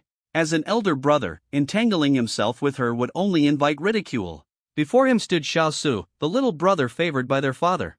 Having already angered the emperor tonight, sparring with Xiao Su now would only worsen his situation. Xiao Yi suppressed his fury. He knew there was no benefit to clashing with Xiao Su today. Taking a deep breath, he forced a sincere expression onto his face. He sidestepped Xiao Su and looked at Shin Jinghong again, his tone softening, laced with grievance and regret. "Jinghong, I know. What happened at Qingqiu courtyard today was my fault. I drank too much and was schemed against, that's why I made that mistake." He tried to explain, stubbornly believing Shin Jinghong was only angry because of Lu Yuqing. "Please believe me, there's nothing between Lu Yuqing and me. It's all a misunderstanding. I'll investigate and give you a proper explanation." His words were sincere. Had this been Shin Jinghong from her past life, she would have softened immediately upon hearing this. Let me know if you'd like the continuation. This is section 49/149. Below is the processed content according to your instructions, maintaining the original paragraph structure, line breaks, and overall layout. In her past life, after marrying Xiao Yi, she discovered his affair with Lu Yuqing. He had said similar words, and she had believed him, even going as far as bringing Lu Yuqing into their household. But now, standing before him was Shin Jinghong, reborn with a heart full of hatred after dying once. All his tricks, in her eyes, were nothing but disgusting. Shin Jinghong didn't even bother to lift her eyelids, her tone indifferent as if discussing something trivial. Your Highness, I think you've truly misunderstood. Whatever is between you and Miss Lu is your personal matter, you don't need to explain it to me. She paused for a moment, then raised her eyes, her clear gaze filled with coldness and detachment. Besides, there's not the slightest connection between us, Your Highness, so there's no need to explain anything to me. Her words were like a sharp blade, stabbing directly into Xiao Yi's heart. He stared blankly at her cold and unfeeling eyes, feeling an emptiness engulf him. Something, as if it had been lost forever. No, impossible. Xiao Yi's face turned deathly pale. He refused to accept this reality. Jinghong, he wanted to say more. But Shen Jinghong no longer wished to waste her breath. She gave a slight bow to Xiao Su beside her, her tone polite yet distant. Your Highness, it's getting late. My father and I should return to the manor. With that, she turned, winked at Xiao Su, and left with Shen Tingyun without looking back. Not once did she glance at Xiao Yi again. Xiao Yi reached out to stop her, only to grab a handful of cold air. He watched helplessly as that crimson figure gradually faded into the night, eventually disappearing completely. His fists clenched at his sides, nails digging into his palms, bringing sharp pain. Impossible. Xiao Yi muttered to himself over and over. Jinghong must still be angry with me. She's just saying these things in anger. If I can explain everything, she'll definitely forgive me. She loves me so much, how could she stop loving me all of a sudden? He kept convincing himself. With a flick of his sleeves, he turned and left with a heart full of unwillingness and resentment. What he didn't notice was that when he turned away, a flash of icy killing intent flickered in Xiao Su's dark eyes as he stood there silently. After Xiao Yi and the Shen father-daughter pair left, the area outside the palace gates fell silent. Only a few palace attendants stood guard in the distance. The night wind carried a hint of chill. It was only then that Xiao Su began walking toward the palace gates. From afar, he saw a crimson figure and a tall, robust silhouette standing at the gates. As he approached, Shen Tingyun collected his thoughts and bowed solemnly. Your Highness, thank you for your assistance tonight. Otherwise, I fear I might have acted impulsively and done something inappropriate at the palace gates. He was being sincere. Seeing Xiao Yi pestering his daughter earlier had nearly driven him to act. Xiao Su looked at Shen Tingyun, his face as cold as ever. You're being too formal, General. His tone was light. Jinghong. Miss Shen is now my fiancée. Protecting her is my duty. When he mentioned Jinghong, he paused briefly before correcting himself to Miss Shen. Shen Tingyun nodded, his impression of Xiao Su slightly improved. Xiao Su's gaze shifted to Shen Jinghong. He recalled her earlier words, there's not the slightest connection between us, Your Highness. Her tone was calm, her eyes indifferent, as if Xiao Yi truly meant nothing to her. And her claim of admiration for me, was that genuine or false? Xiao Su's thoughts were a mess, as if a cat were clawing at him, both itchy and chaotic. But now wasn't the time to ask Shen Jinghong directly. It's late. General Shen, Miss Shen, you should return and rest, he said, nodding slightly to Shen Tingyun. Very well. Your Highness should also return soon, Shen Tingyun replied. Shen Jinghong, seeing her father present, didn't immediately thank Xiao Su for his help. Never mind, she thought. I'll thank him another time. She instructed someone to bring Lu Yueqing out and then boarded the carriage to return home. The carriage ride back to the general's manor was unusually quiet. Shen Tingyun sat on the soft cushion, his tall frame taking up half the carriage. He remained silent, occasionally turning his weathered eyes to study his daughter intently. Since leaving the palace gates, he had been looking at her this way, making Shen Jinghong uneasy. Father, why are you staring at me like that? Is there something on my face? Shen Jinghong touched her face, feigning lightheartedness. Shen Tingyun withdrew his gaze and sighed. You've grown bolder, you little girl. Did you already know about tonight's events? Yes, I knew, Shen Jinghong admitted. Lu Yueqing and the third prince have been secretly communicating for a while. I stumbled upon it by accident. Shen Tingyun frowned deeply, piecing together tonight's events in his mind. The thought of that disgusting scene at Qingqiu Pavilion and Xiao Yi's audacious plot against his beloved daughter made Shen Tingyun's heart ache, cold sweat breaking out on his back. If Jinghong hadn't discovered it in advance, if his daughter had truly been schemed against, he didn't dare to imagine the consequences. Those despicable scoundrels. And that wretched concubine Shu. How dare they plot against my daughter? I'll remember this. Father, don't be angry, Shen Jinghong comforted him. They've brought this upon themselves. Xiao Yi is under house arrest, concubine Shu has lost face, and Lu Yueqing has gotten her just deserts. Isn't that a good outcome? Shen Tingyun snorted coldly. Such a big matter, why didn't you tell me sooner? Seeing the concern in her father's eyes, Shen Jinghong felt a warm sense of gratitude. She knew her actions tonight had been risky. Leaning closer, she rested her head on his sturdy arm, acting like a child. Father, I didn't want to worry you. I could handle it. Her playful gesture dissipated Shin Tingyun's anger.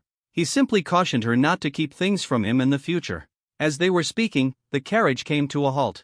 General, miss, we've arrived, the coachman called out. Shin Tingyun stepped down first and carefully helped his daughter disembark. As the two stood firmly on the ground, a figure approached them with a greasy smile. General, you're back. Where's Yua Qing? Lu Mei sashayed over, her smile overly ingratiating.